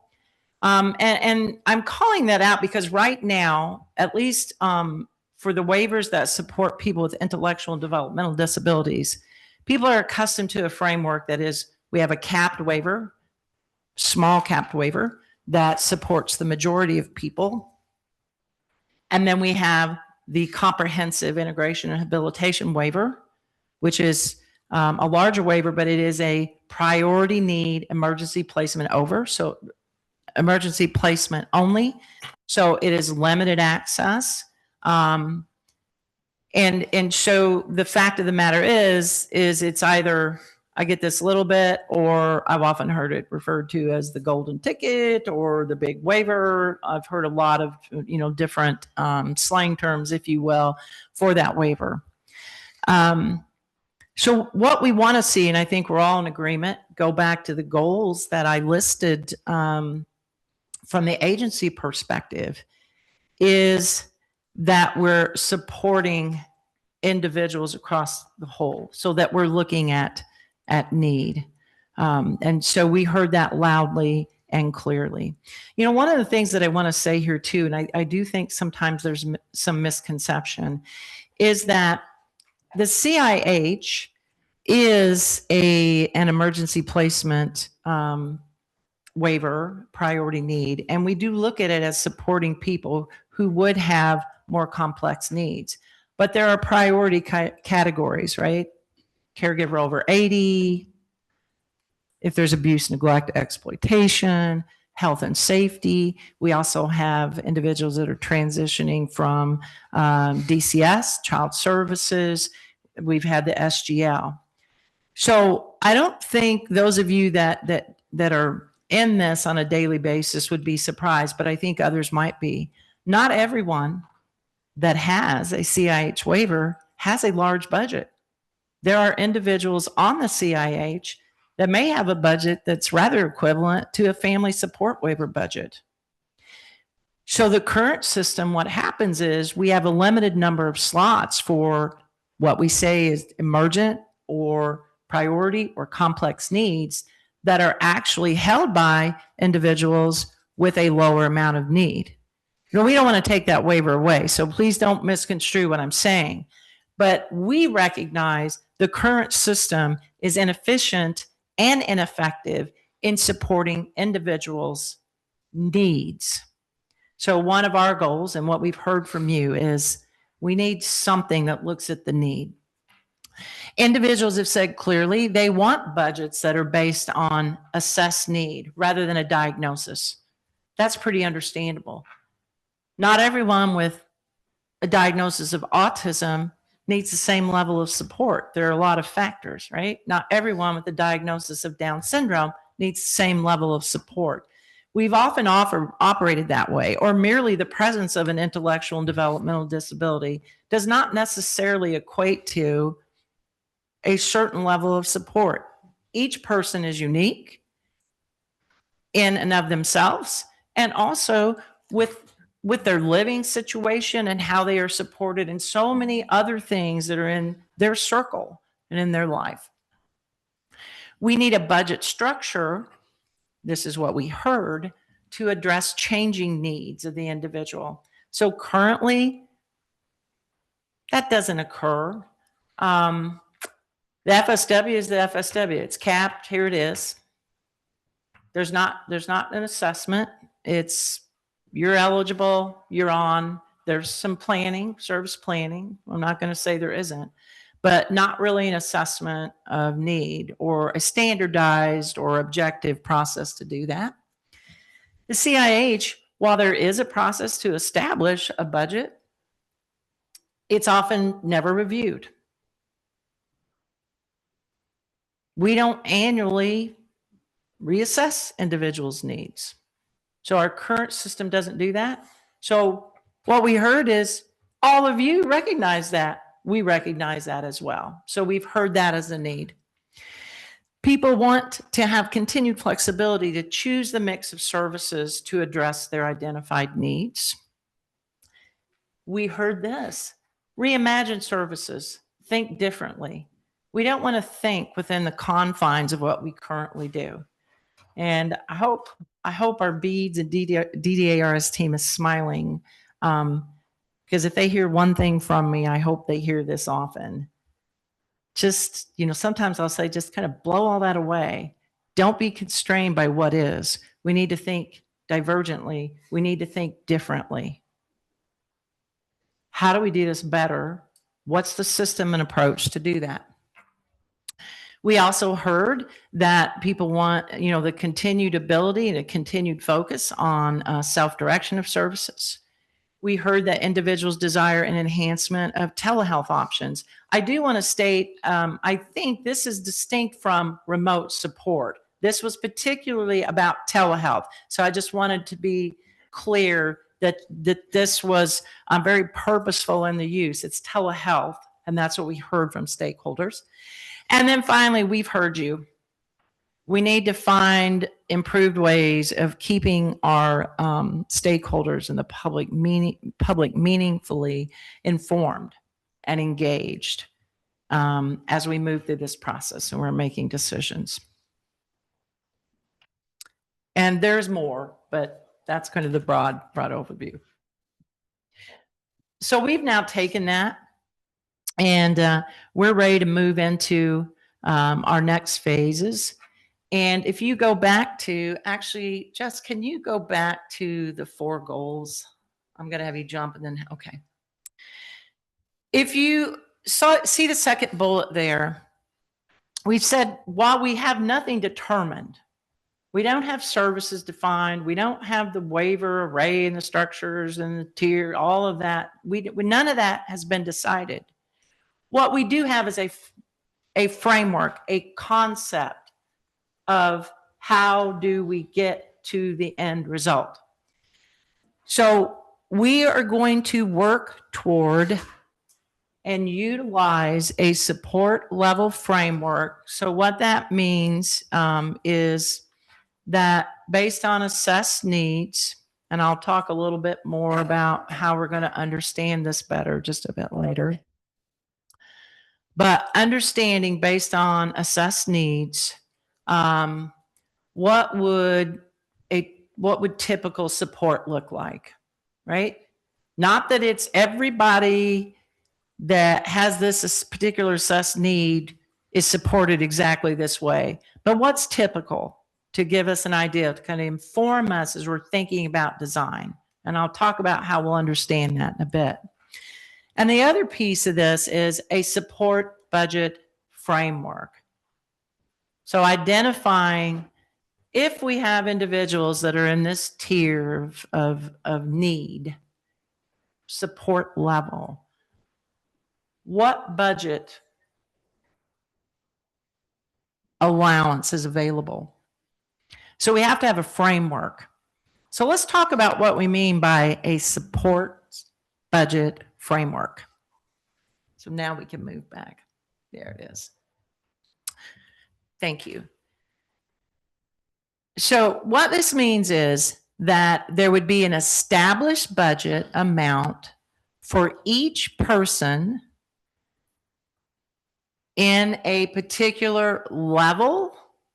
So need, assessed need. It would also be factored by age, because we know age influences level of support and support needs. And let me say that, let me just give you an example. Children typically live at home with parents. There is a certain level of support that all parents provide. Or we, in most cases, that child is living that family setting. So that's why we're saying age can be one of the indicators here, as well as, and you just heard me refer to that, the living setting. Does the person live with family? Are they in a shared setting? Are they living alone? So looking at those things. How we will figure those budget frameworks, and again, that has not been done. This is that we will understand it will be derived by calculating the cost of that model service mix. So now you're probably going to look at me with a bit of a blank stare. So let me go back to that concept of support level, right? Support level separate from budget. The model service mix is typically people in this support level would have a service mix, a support mix of X. And that would be, I'm going to be a little more concrete here. And I like to use just small numbers, so please do not take this as an indication of anything. If I say a person in this tier typically would get 5 hours a week of residential support, 5 hours a week of day hab, maybe 2 hours a week of something else. So we would know that. We would then work with what we understand as available dollars and the cost associated with the services, those hours. And then that will help us establish those budget ranges. Did I do that well? I'm looking for affirmation. Oh, I know. So the other piece that you will see on the right is that obviously the service mix, so go over there to the left, that development is dependent upon some policy decisions that either currently exist or are yet to be made by FSSA. Oh, it's back. So that's going to be, what is the service array? What is the structure going to be, right? So guess what? That's what we're going to be figuring out over the coming months, because we don't know that. We're going to be engaging with that community advisory board, right? Getting feedback. What do you think? How's this? Here's what we're thinking. Also working with internally FSSA leadership, our partners in OMPP, to inform all of this. So a lot of collaboration and coordination and designing what the new structure, I don't just want to say waiver array, what the new structure will be. What's the new system of support, if you will. Next. So why? Why are we doing this? I hope by some of what I've shared, you're already starting to get an understanding of why we're leaning into a support budget framework. Again, we're not currently doing this. It doesn't exist on health and wellness. It doesn't exist on TBI. The family support waiver is a capped waiver, not based on assessed need. There is no assessment of need. The CIH has a little bit of that. Some of you that are familiar with it, there's an algorithm, and but it's really not the same thing. So I don't really want to lean into that a whole lot. But it is the only waiver that we currently have that has something close to a support budget framework. Now, having said that, please erase that, put that aside. Don't be leaning into that. Do not let that frame what you think tomorrow will be. Okay? So why are we doing this? Lots of reasons. Excuse me. But right now, we have a very weak and at times non-existent relationship between cost of the support and need. And I just referenced those. The majority of our waivers, there is no relationship. The only one that there does exist a relationship is CIH. A support budget framework accommodates changes. So remember that feedback? We need to be able to support changes in need, whether that's up, down, maybe same level, but different kind of need, right? Intensity, what have you. So we can work with rates and new services and policies within this framework, and we don't have to like throw out the whole thing or be constrained by, because what I love about this model is the service level, the need, those tiers is separate from the budget framework. Nice. It gives you that flexibility. It also, I think, gives us the ability as an agency on the state side of things to move a little more quickly when we do see need for change from an administrative perspective. Would you say that's correct? The other thing is it does promote sustainability and it reduces a service-only orientation. So sustainability.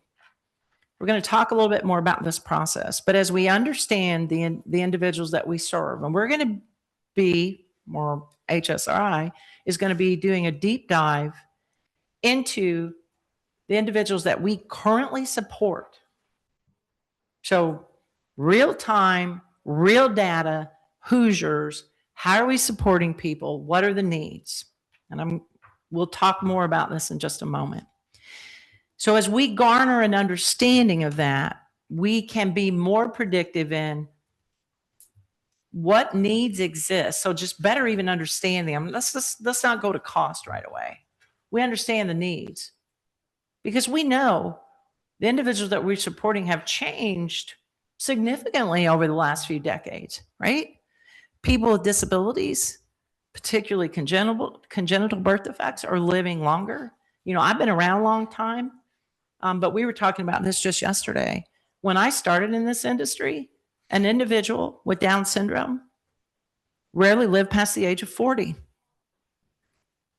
Now we have individuals, a lot of individuals with Down syndrome that are living well beyond that. But that also presents some new challenges and new opportunities, and it sets a new level of need. We have deinstitutionalized, which is a good thing. And now we are supporting more people in home and community-based service with more complex behavioral health needs. So as we understand that, we can understand the need, which can help us enhance what? Oh, capacity. We can look at network adequacy and what kind of services and supports do we need. But we can also understand the cost that are associated with the need. And so we can better project, forecast. That helps us be sustainable so that we have consistency for individuals that we're supporting. And what I'm most excited about, and is it predictive? Yeah, I'm going to jump to that bottom corner. Not only is it help us predict the individuals that we're currently supporting on Medicaid that actually have, been given a slot or receiving services through Medicaid state plan. After a year or two of this, we're going to have a lens on folks that are on the waiting list. So we can predict the cost associated based on what we know about those individuals, because now we have those support level framework and a support level budget to say, based on X, if we wanted to clear the waiting list or we wanted to bring 3,000 people off, this would be the cost. So legislators and other decision makers can have that information. And it's not just, well, there are a lot of people on a waiting list and we need more money, right? So it helps us as an agency, but far beyond that, it helps us as a state, as a society, to better plan and forecast. So very excited about that. I want to lean into, it also moves us away from this service only orientation. You heard me talk about the a la carte services, and everybody in the room is probably like, please, Kelly, don't get up on your soapbox. Anyone that's around me. But right now, I'm being fully transparent. The system, the way we're set up, encourages more of a I'm just going to shop. I got a budget and I want a service, but I just want the service, or I think I need the service. And it's more about the cost and what I can buy with the right. We kind of go at it, if you will, a little bit backwards. So this is what's the need and how should we support it? So not just within the context of here's a waiver and it exists, but as we're designing waivers and we're designing services that can help inform us. Yeah. And it seems like it would also build into your efforts to address provider capacity. Indeed. It clearly gives you a picture. And we honestly don't have that now. We can say the folks that we're serving are more complex. We can say anecdotally we're seeing this, but this really gives us the hard data that's necessary. And I'm a little geeky about data, so I'm very excited about this because it can really inform strategic thinking and decision making. It's also not wholly reliant on historical costs, because frankly, that's what we do now. Well, you know, Kelly's had X, then she needs a little more, needs a little, right? Or just even planning. Well, we spent an average of $15,000 per year on each family support waiver participant last year. So that's what we're going to spend this year. And then guess what? Sometimes we get surprised, right? We don't know. It's tough to budget. And then if we're mid-year, we might have to make not palatable decisions, right? That can cause harm. So again, it gives us more of that predictive lens.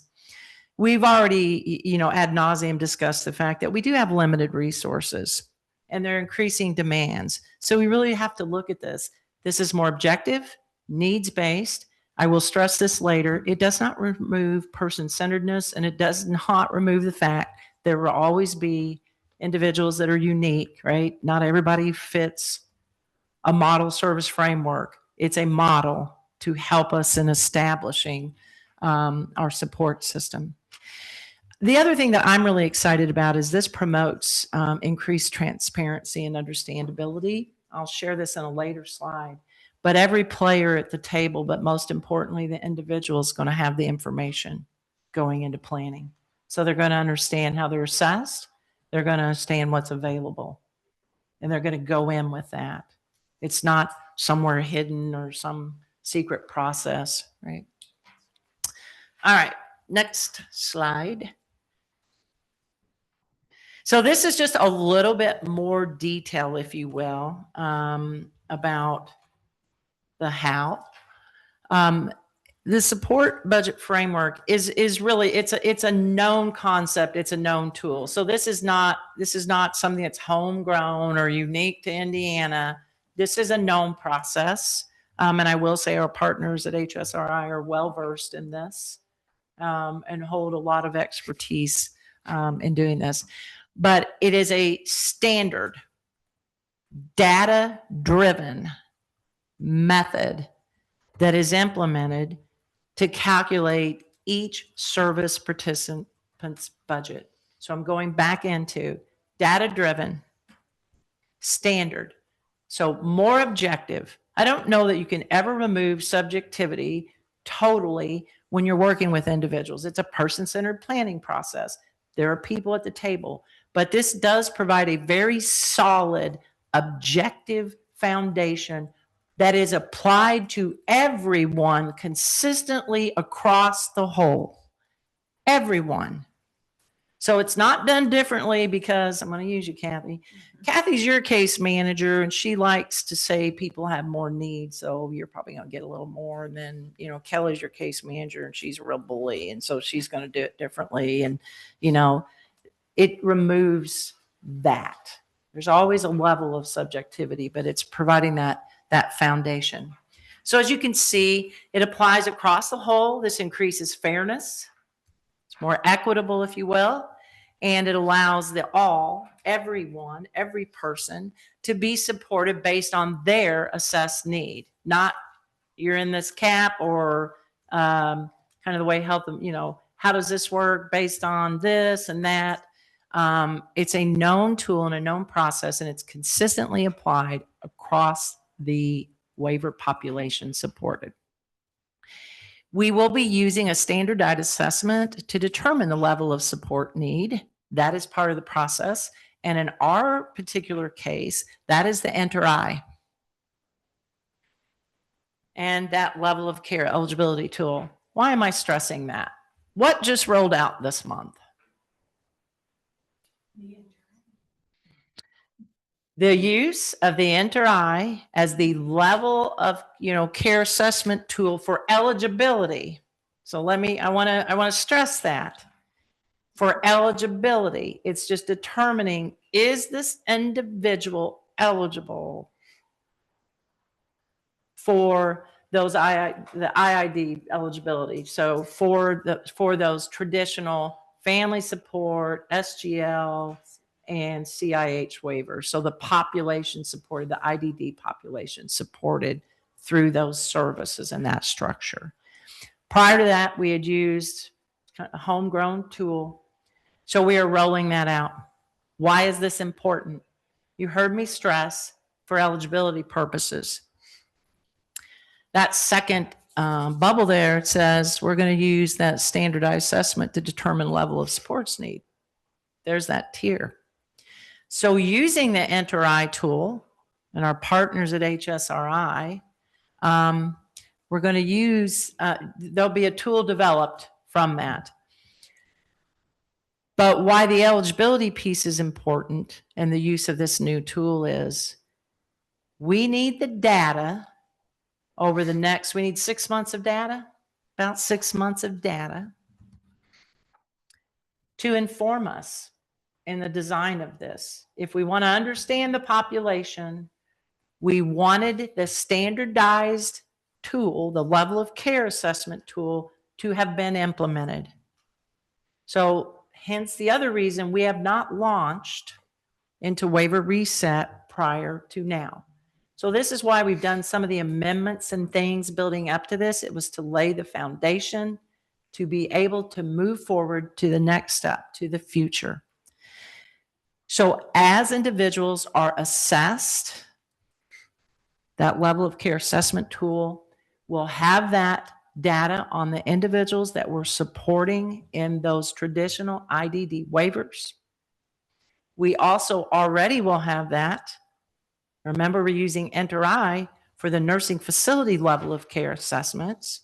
So we will have that already for health and wellness and TBI. So we'll use that data to help us understand the needs and design that model service mix. Can I ask a quick question? Yeah. So I'm just trying to connect the dots. So you mentioned on the last slide about there being more transparency around how people will be assessed. Obviously, we know these tools, the Enter-I tools, are what's being used to assess. I guess, can you speak more about like that transparency part? Like, yeah, I will. I've actually got a slide coming up. If you Beautiful. give me just a little bit of grace, that it's a very good question. And then they may have to lean in a little more because I'm not the weedy person. Oh, wait a minute, go back just a little bit. So yeah. The other thing, and I know that I've mentioned this once before, but I do think it's important to restate it. It's not just that needs assessment. It considers other factors. So the support budget framework does consider things like, is the person in school during the day? Where do they live, right? All of those things are also considered. So we want to understand the demographics of the population that we're supporting. So it's not just the Enter-I tool and those assessments. All right, now I'm ready. Sorry. So I think this will answer your question, hopefully. But Holly or even Elena, and if you would step up so your microphone, if there's more that you feel will better explain it, please jump up.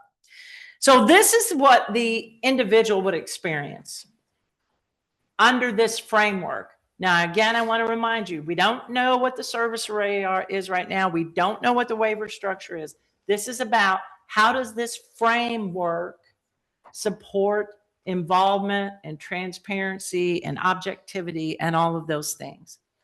So what you will see on the left, if you move, is there would be a new annual assessment. That would be that inter-I of support need prior to the annual planning meeting. So please correct me if I'm wrong. When we say this, I'm not talking about using the inter-I now to assess eligibility. This will be the tool, I'm going to say tool, that is developed using the inter-I for the support needs assessment. So everything's tied together. Inter-I, and then this assessment of need. So there's eligibility, and then there's needs assessment. Does that make sense? So that gets done. What is the individual doing? Obviously, they're participating in the assessment, in the inter-I. So that is their experience as the individual. And then from that, what does that person receive? What does that person receive? So they will receive, this is based on that, your support level, where this is that level description. This is how that level is determined. And then there will exist also within that information, here would be a model, the model service mix and the overall budget. So I said this will be established like for this tier, based on this, there is a budget of available, whatever. And that's you for the level, for the age, for the living setting. So the person receives that, the case manager receives that. Obviously, we have that information. Are there other parties that would receive that information, Holly?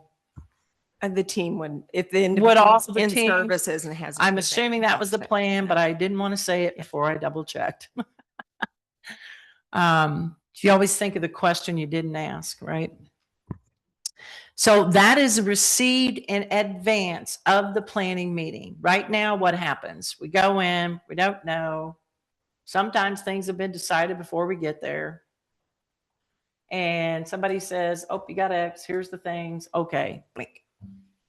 So now you have this information in advance. You walk in armed as the individual, as others that are supporting the individual, as the case manager, and obviously from our side, we have this information.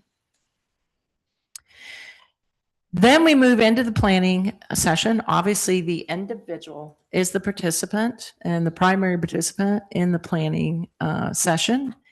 And they are doing that with the knowledge of their budget information and that assessment and all those tiers. So then they would select from the array of services that we ultimately develop in this process based on needs. I will say it should be, this is chosen because this need's been identified and how will this support the individual in that need. We will use the model service mix, I can't stress this enough, as a general guide, not prescriptive. So it's not meant to be, well, if you're, I'm just going to come up with, you're in tier BR 549. I'll just be really crazy. And it says the model service mix for that is, again, I'm just going to throw out crazy number, 10 hours a week of res hab and 5 hours a week of day hab and transportation. And it doesn't mean that everybody that falls there, blink, that's what they get. It's a model framework. It's to provide guidance. Now, what I like about this is it does, on our side of things, give us a tool to audit and to oversee. So if we would see if there were issues in a particular area, perhaps with case coordination or the provider where we saw, wow, why is everyone falling well under that mix? Or why is this happening? There seems to be a trend. We can use that as a guide, but it's merely meant to be a guide. We hear now all the time, and I did when I was in, on the other side of things, from individuals and from families. I don't know. I don't know. How do you go about this? So it's a launch pad too. I think it helps us like, well, others typically. So it's kind of a springboard for that conversation, but it is a guide. And then the person-centered planning process, again, person-centered, is utilized to establish the services based on the needs within the allowable budget. So really quick.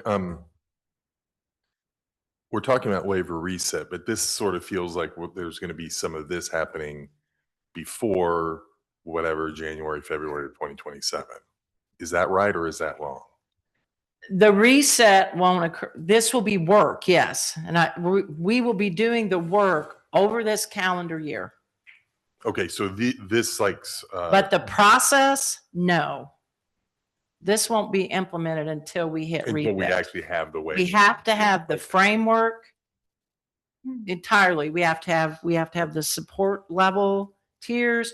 We have to have the support budget framework, all the decisions made around that, right? What are the tiers based on the information? What, based on resources and other policy decisions, what are the budget tiers and framework associated? What services? So all of that has to be designed and developed over the next year. Okay, so in the meantime, we're going to be using algos and number of housemates and okay. Yes. Okay, thank you. I have a question. First of all, the Enter-I, it's very, very comprehensive. Very happy with it. It's going to be very interesting to see the information. I'm glad that to comes hear from that. it. Good. I'm glad that they assess sleep. That's wonderful. I don't know if this is a possibility. I know that we have a very small amount of CIH coming over, and that we have the Enter-I in place already. Is it possible to maybe use that as a pilot group and not put those folks through the ICAP as well? Kelly, do you want me to? Yeah, I was going to say, I can answer, but you can do a better job. There are a lot of reasons that. Yeah, there's a lot of reasons we can't do that. And some of that is because we're obligated by a settlement to use that ICAP for level of care in certain situations, but also because that's the way it's written in code, that we have to use that. Yeah. Yes. I think. Oh, we're right there. Oh yeah, we are all. That's a great concept. I don't it want you to is. think that it's just Right. We are constrained by some other factors. Yeah. But I do want to note, Jim, like you said, are we doing, it sounds like we're starting this earlier. Those Enter-I assessments being done moving forward are going to give us the data yes to inform this work. So it is kind of started, but it's not, we're but not in practice, yes, like but not implemented. implementing, Yeah. Right. It's Yeah. gathering the data so we know how to do it. And that, Design. we have to have a good solid Stick look with at the data. We don't want to make, uninformed or arbitrary decisions. So. So before this process goes into effect, what information will a person get following the Enter-I? Let me see, did you say before the new reset goes in place? Once it looks like once the process gets implemented, they get the support level, the level description, how that level is determined. And my understanding is those haven't really been ironed out yet because we don't have the data. Right. So in the meantime, the folks that are starting to go through the Enter-I assessment. Well, you're talking about for eligibility, because this is separate. Okay. This isn't the eligibility. This will be a new process for that support needs assessment. It's the same suite of tools. It's based on the Enter-I. Do you want to explain that a little bit? I'm going to butcher it. And so I'm looking to Elena. So the Enter-I, and I think it's important to note that it's an entire suite of tools. So there are slightly different Enter-I assessments that are in use across the population as that tool was intended. So there is a tool specifically for very young children, 0 to 3, and that is the tool that is being used now to assess children for either nursing facility level of care or ICFID level of care in that age range. We then have 2 tools within the suite, one for kids who are being assessed for nursing facility level of care who are ages 4 through 17, and that's the PEDS home care tool. And then for adults who are being assessed for nursing facility level of care, they're going to receive the home care tool, or are already receiving the home care tool for that assessment to understand their eligibility. On the ICFID side of house, the Chime DD is the tool for children over age 4 through age 17, and the ID tool is the tool that's being used. The way that the entire NRI suite was developed was for these tools to work together and in tandem. So there is a core set of items. A lot of those items exist across all of the tools. We also, with the state, have worked with the developers and the owners of the NRI tool to add some items from one tool in the suite to other tools in the suite if we thought it would be a part of the criteria that is used to determine people's level assignments moving forward, so that everyone kind of gets the same bite at the apple of understanding what their support needs are. I think that's just important to note, because if people are looking, they're like, wait a minute, there's lots of tools. How is this all going to work together? Because it all puzzle pieces and interlocks. And not every item within the NRI tool that's being utilized is going to be used to help us get to the level determination or the criteria for that. Just like not every item in the NRI today is being used to determine whether someone meets level of care, right? There are some items that are specific to addressing those questions, and there are other items that are helpful for planning, for understanding the person's needs. And so really using the NRI suite holistically to determine level of care, in the future to determine folks' level, but also can help inform a good planning process that thinks about, needs the person may have that services aren't addressing, but that community support that can all be factored in. So today or in a month, we'll say if someone's getting their new level of care determination, it will tell them what they will receive is, are you eligible or not eligible? And here are the different areas in terms of areas of substantial limitations that you identified or that we were marked as needing based on your responses to the NRI. So that's what people receive today. Once we move into implementation of the new waivers and the new reset framework, the same assessment happens. The person's not going to experience anything different than what they got this year for their level of care determination. It's just we'll be doing a second kind of review of that information to pull from that same full data set the criteria that then will identify what their level assignment will be under the new structure. So that's why in 2027, 28, when someone gets, their information in the mail, it's going to say, you're eligible for services. This is the level of care you met. Here's your support level. Here's what that description looks like. Here's where you said that you live. This is your age. And here then, as a result, is the model mix that is what determines what your budget is. So it both can help for the planning process, as Kelly noted, but it's also giving people a real viewpoint into how did they get to this number. So the criteria is, how did we understand what your support need is? And how does that look relative to all of the other folks who are also being served by BEADS waivers? But the budget is informed by the needs. I'm not going to say it's a completely divorced process, because it's not.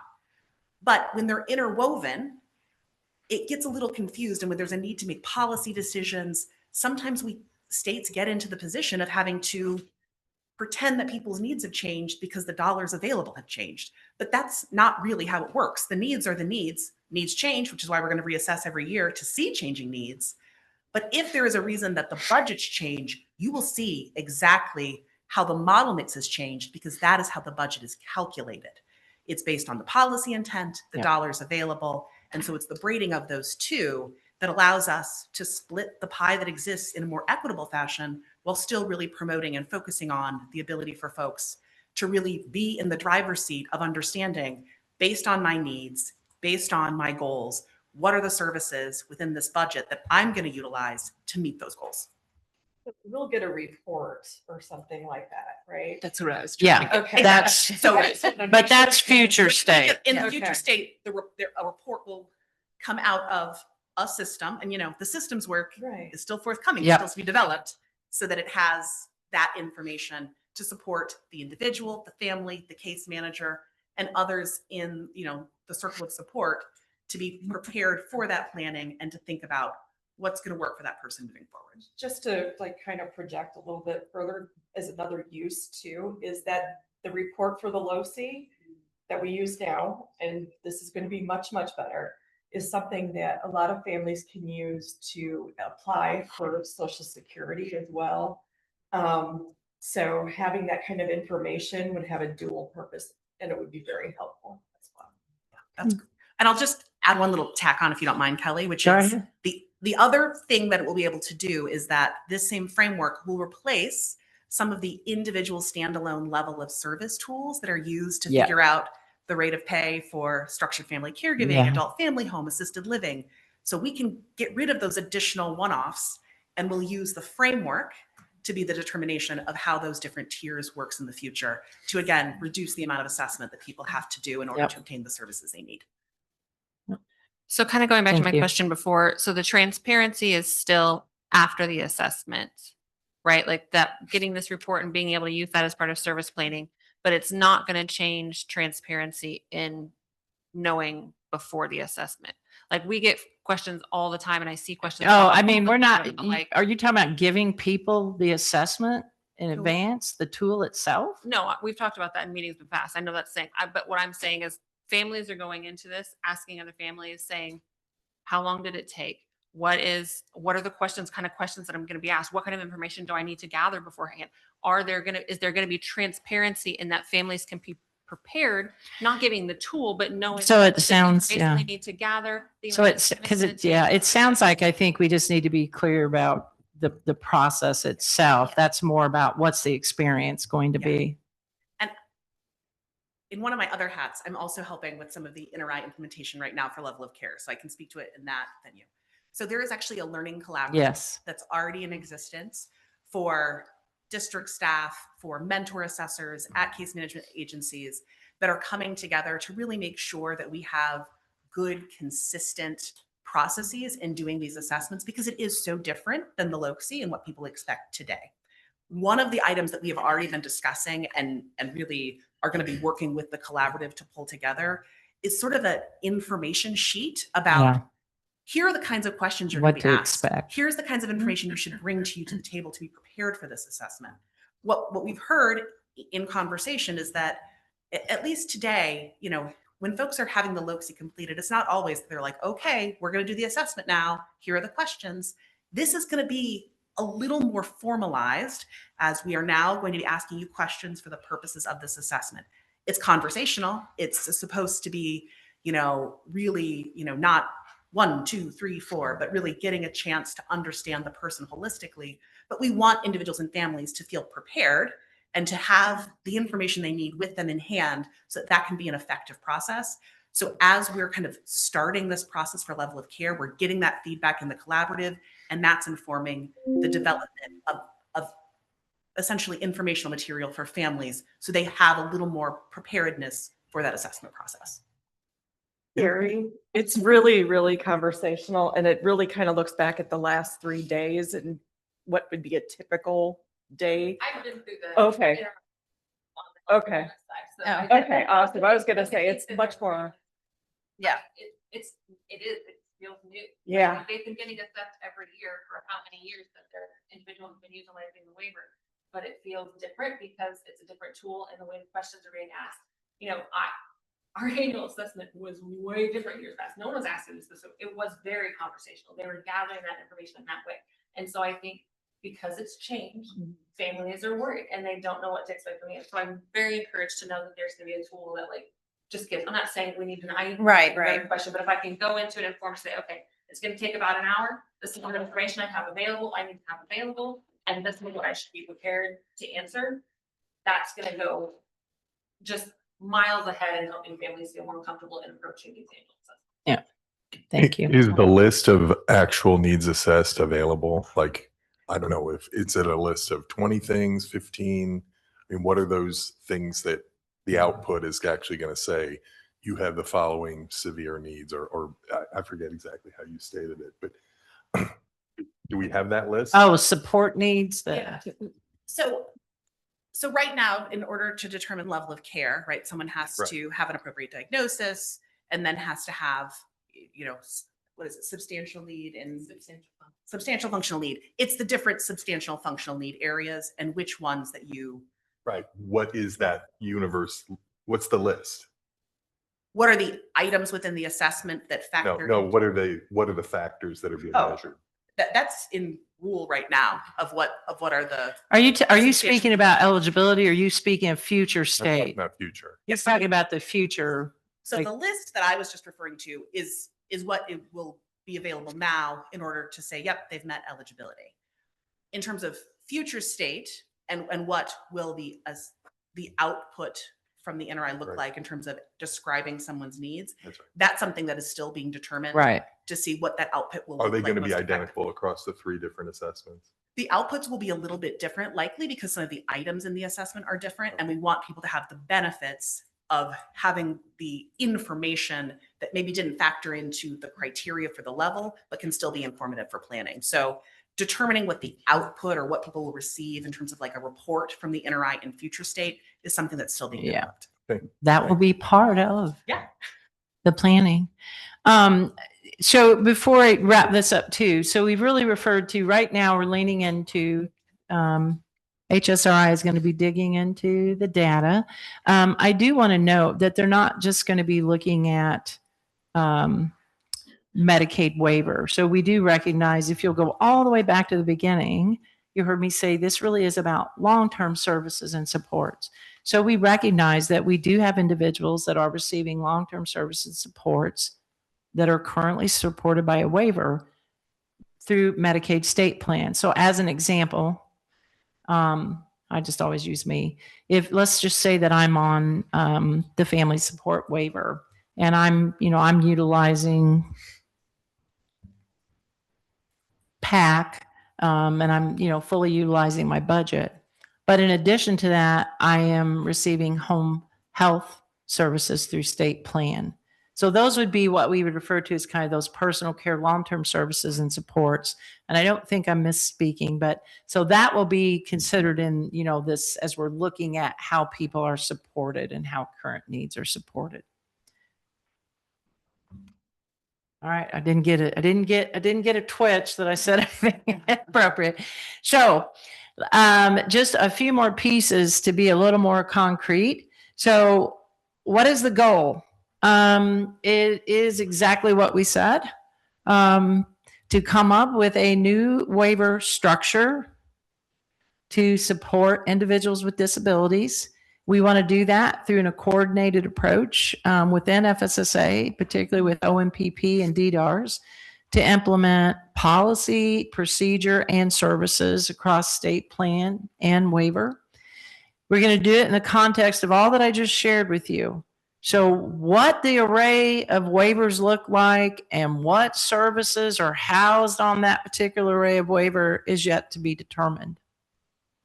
I'm going to share some timelines when we close, but over this coming year, digging into the data to inform that design, taking that information, meeting with us as, the state team, meeting with the state team and that advisory board and looking at, here's what we're seeing, here's what we're finding, how does this sound, trying to develop that. So as we progress through this process, we'll continue to update. Here's where we're at. We're still on timeline, or maybe we're ahead, or we're a little behind. Here's what we've done. So nothing is going to be done without that being shared. So what we do know, this is what we know now. You see the 4 boxes on the left of the slide. And this data might be a little bit old, but it's pretty close. For the CIH, the FS, the health and wellness, and the TBI. So you see the breakdown of ages. So we're able to pull that. We know who we're serving on the waivers. And so this is something that we'll need to know as we're thinking about future state. There are a lot of ideas about what waivers we should have and what types of waivers and how, what are the criteria for those waivers. So this is a piece of information that we know. But do not take that to say that there's been some determination around those age ranges. There hasn't. This is just informative for us. We know going into this, we just kind of wanted to have some skeletal idea of how many youth are we looking at? Because, you know, we've been reporting, what about the waiting list? 80% of the folks on the waiting list are under the age of 13. What about who are we supporting? So we need to know, you know, so we wanted to take a look at that. So the plan is to develop a new array of services, transition eligible individuals into those waivers. We want to do that with care and caution. We don't want people falling between the cracks. I can't give you the specific timeline, but I will tell you this: whatever array that we eventually develop, and whenever we are ready to launch that array, it is not overnight. We are going to flip a switch, and everyone on these waivers as they stand today is suddenly tomorrow going to be on a new waiver. That will not happen. There will likely be a 9 to 12 month transition. So when I say to you, the target is to have a reset, the date is 2027, that's the start. Not everybody's going to be in a new waiver array. We'll start using the tools. We'll have a plan of transition. By the way, we're going to figure that out over the next year too. Gathering information both internally and externally, and vetting and validating and based on. So that will be another decision, but there will be a transition timeline. I know there is a lot of concern around this. This is not your waiver is going away, but there may be a new waiver that supports you. The structure's changing. It isn't about eliminating a waiver. Now, in this framework, I want to be fully transparent.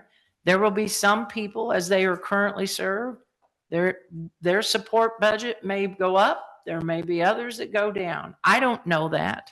I don't know that now. But I would say if we're truly doing this on a support budget framework and a support level and tier, that will happen. And so we will be, and Holly, I may lean into you on this, over the next year or so, we do want and will be working with our case managers to start speaking to the individuals we support and their support system, families and others, to really think about now, what needs are being, is this needs-based? Might this change? I think there are times we know that maybe something's going to change.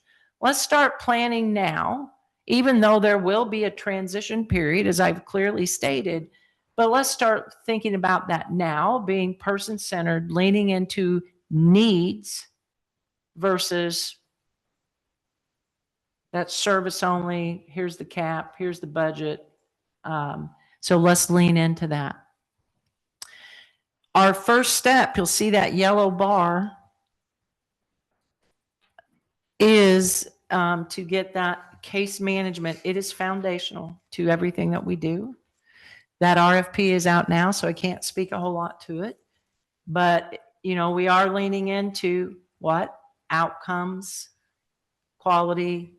So more of an outcomes focused approach over the coming years and setting the stage work to be in stage to be able to do that. So that will be the first phase. I'm not even going to call it phase one, but that will be a first phase of implementation, if you will. So we want that new structure across all the waivers to be in place at least a year, around a year prior to launching any new array or trying to a transition, right? We have to be able to support people through. We need to have a firm understanding of where we're going and working with the entities and the individuals that will be supporting the population that will be transitioning to a new structure of waivers. So the last slide is just to give you a little bit more of a hard look at a timeline. So now through August of this year, We'll be gathering data from that inter-eye level of care assessments on our current members, the current population. We're going to begin engagement with that Sports Budget Advisory Board. That says committee, typo. And we are going to continue and strengthen our internal collaboration. So coordinating, ensuring that we're considering the all and recognizing that people are supported long-term, both through state plan and waiver services. So all of that's going to be going on over the next 8 months. So that's why I'm saying this isn't a flip a switch tomorrow or someone back in an office makes a decision as to this is how it's going to look. Then from August going forward to implementation, whatever that ends up being, we know what our target is, but we want to do this thoughtfully and deliberately. So I'm not going to, I'm not going to put an arbitrary, it must, because if it needs to be another month or whatever, we want to do it the right way. We want to cause no harm. So August on, we're going to continue that engagement with that Sports Budget Advisory Board. And we will take all of that data, beginning the work. It informs, we'll be designing those model service mix and the budget framework that will inform and also help us design that service planning guidance and so many of the other pieces that all of you thankfully have asked about, inquired about. What this will do for us is then give us that level of objectivity for the case managers and service planning based on individual need. I'm just going to wrap this and bring it full circle. This will not replace person-centered planning. It's an objective framework. It is guidance, but it does not replace person-centered planning. To me, it's a companion. It's a support. It should effectuate improved person-centered planning. And it maximizes one set of assessments. And Elena, thank you, because you explained that far more beautifully than I could have ever done, all of the facets of that, for multiple purposes. So level of care eligibility, needs assessment, service planning, resource allocation, consistency, level set, expectations, not a different parameter for this and another for that. And I don't know, this one's just kind of whatever we think it is. So again, it maximizes that and standardizes that tool and that approach across that structure. So Holly, I'm looking at you. Anything, I know you are like knee deep in this, leading this effort. Well, I think you did a great job covering everything. I don't have anything else to add, except that I think we're very excited about implementing the new inter-eye tools because it really has opened up a means for us to streamline what case managers do, right? Not multiple assessments, and really focus on that person-centered planning with the individual and those discussions around what is the need, and then how do we look at integrated supports and paid supports to address those needs. So we're excited to start implementing that and start getting some data. As you can tell, or likely can tell, I am very excited about this. I think this is an amazing opportunity to better support people, to give us information for planning, and really to help us create that more sustainable service delivery system. That's all that I've got, Jessica. Other questions? So Kelly, I mean, this is a lot of information that I think a lot of families are trying to absorb as they're listening through all of this.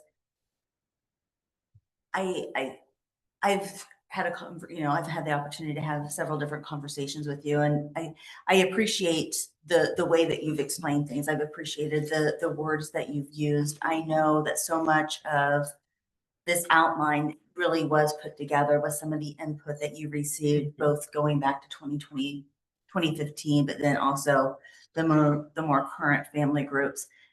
have you thought through how you're going to continue to share this information so families hear it more than once Yeah. and are able to absorb Yeah. this a little bit more?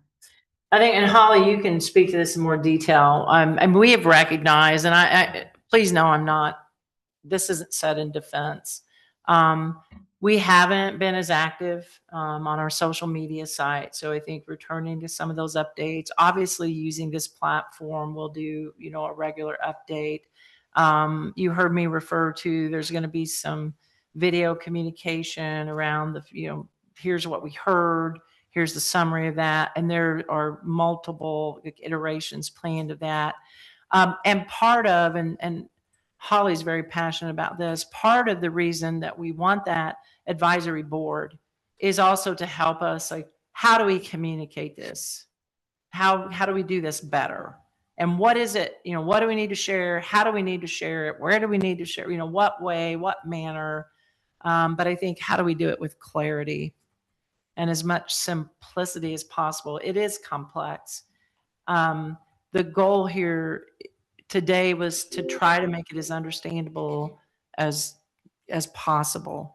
But Holly. Yeah, I would just add, I think that advisory board, and apologize because I'm the one that put committee on there instead of board. Was but it you? I thought it was me. I think it was Okay. me. I think it was me. Well, I was The gonna take the credit. utilizing that advisory board, as Kelly mentioned, to really support our efforts in that communication, right? We can provide materials and things like that, but helping us understand where those gaps are in how we're communicating and who we're communicating to. And I will say, one of the things that we did here, I think rather clearly through feedback, is we need to work more intently with our current case managers to make sure they better understand this. I think, Elena, am I misspeaking? I think we heard over and over again that the sentiment was, we don't know what it is. We don't understand. We've got to do better there. So I think addressing that, with our current case management, care management entities. I understand it's confusing, but we really need to look at, it's disconcerting to individuals and families, when we as representatives of the state say we don't know, or it's confusing. So I think we need to do a much better job of consistently messaging what we do know, because we do know a lot of things, as I hope you can see by what we shared today. I just have a couple of quick questions. One, the selective care management that happened like 2 or 3 years ago, there were meet and greets at the time for those things. Is that planned again for this next round? I'm tapping out, Holly. Yeah, we did meet and greets after the CMOs were chosen. That's what you're referring to. Yep. Yes, if we saw a lot of success with that, individuals and families really, if the majority of those really turned out. So yes, we do plan on doing that again. Awesome. My other question is, with, you talked about with some of the amendments about kind of changing those forms to be more uniform, the PCISP and the progress reports, and then talking about as part of the waiver reset that families are going to get more information right after the assessment. Is there any possibility of that being integrated like into the FSSA portal or a similar online portal where families aren't relying on their case manager to give it to them or to arrive in the mail at a certain time, that they can go online and access that? That is still part of our long range plan with the portal. We've had, in all fairness, I think we probably would have been a little closer to that had we not, when we first rolled out the BEADS portal with the functionality from another system, the old Insight system, our path looked a little different then. Since then, we've got the additional 2 waivers and things like that we had to prioritize. And as you all know, the priorities change sometimes based on external factors. So that is still part of our plan, is to get individuals access to their own records. But I just don't have a firm timeline on that yet. But we definitely want to do that, because I love my chart, right? Those my chart, right? I mean, they're amazing. I'm not saying it will work like that. What I'm saying, yes, it is. What I'm saying is that would be something similar to that would be the goal. But I don't have a timeline for that yet.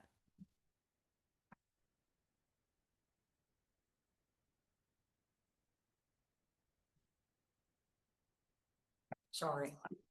Okay, is there any other things that anyone has questions? I know we were asking before or anything. I just want to highlight Loretta Springer is rolling off. Her term has ended as the one of our family member representatives. So I just want to give her a shout out and thank her for everything, her participation in the last 2 years. Really appreciate it, especially over the course of us doing this with having that input from families and their perspective is, wonderful. And I think we appreciate everything that you've given us. And I know you travel here, so and your time is valuable. So I just want to give her a huge shout out and thank her. And Sean, I think is this your last meeting? Okay. Sean as well is rolling off. So You've been on 20 years. yeah. So just want to again, acknowledge his contribution. And I know you're not going anywhere, so we'll still see you. But just specifically on the DDARS Advisory Council. So. I know I'm free. I know I can't feel my hands currently, so either. But No, it's cold. I know I'm really cold. So. But yes, thank you guys. And we know we'll always welcome to share feedback. The advisory council is not the only way, obviously, to share feedback with DDRS, but we appreciate your guys' contribution. So, okay. And the family member, just a little update. We received over 70 applications, which is amazing. But I'm one person, so I'm working my way through those. But just heads up, that is through the process. It's just going to take a little bit of time reviewing those, and was great. Was amazing to receive that many.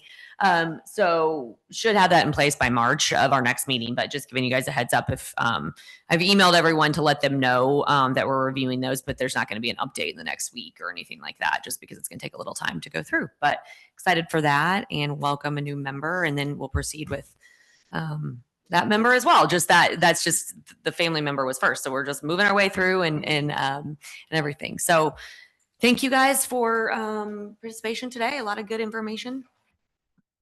Oh, QFR next Friday, is that the 30? What is it? 30th. On the FSSA website, there is the link for the public link to join. DDRS is presenting in the afternoon. I don't remember the exact time, so I don't want to say it for sure, but the list of the entities is listed in the times. So if you're not able to join for the whole day and you want to just join, obviously come in person. We encourage everyone to attend in person, but if you're not able to, we understand that as well. So hopefully you all are interested in attending that. All right, next meeting, just let me put that on there. Hold on. Okay. It's all right. It's the slides. But March 18th, it will be in room C, which is that way. And Christina Commons will be presenting a BCDS update. So thank you guys. Have a great, January, cold January. Thank you. Thank you everyone online who was listening.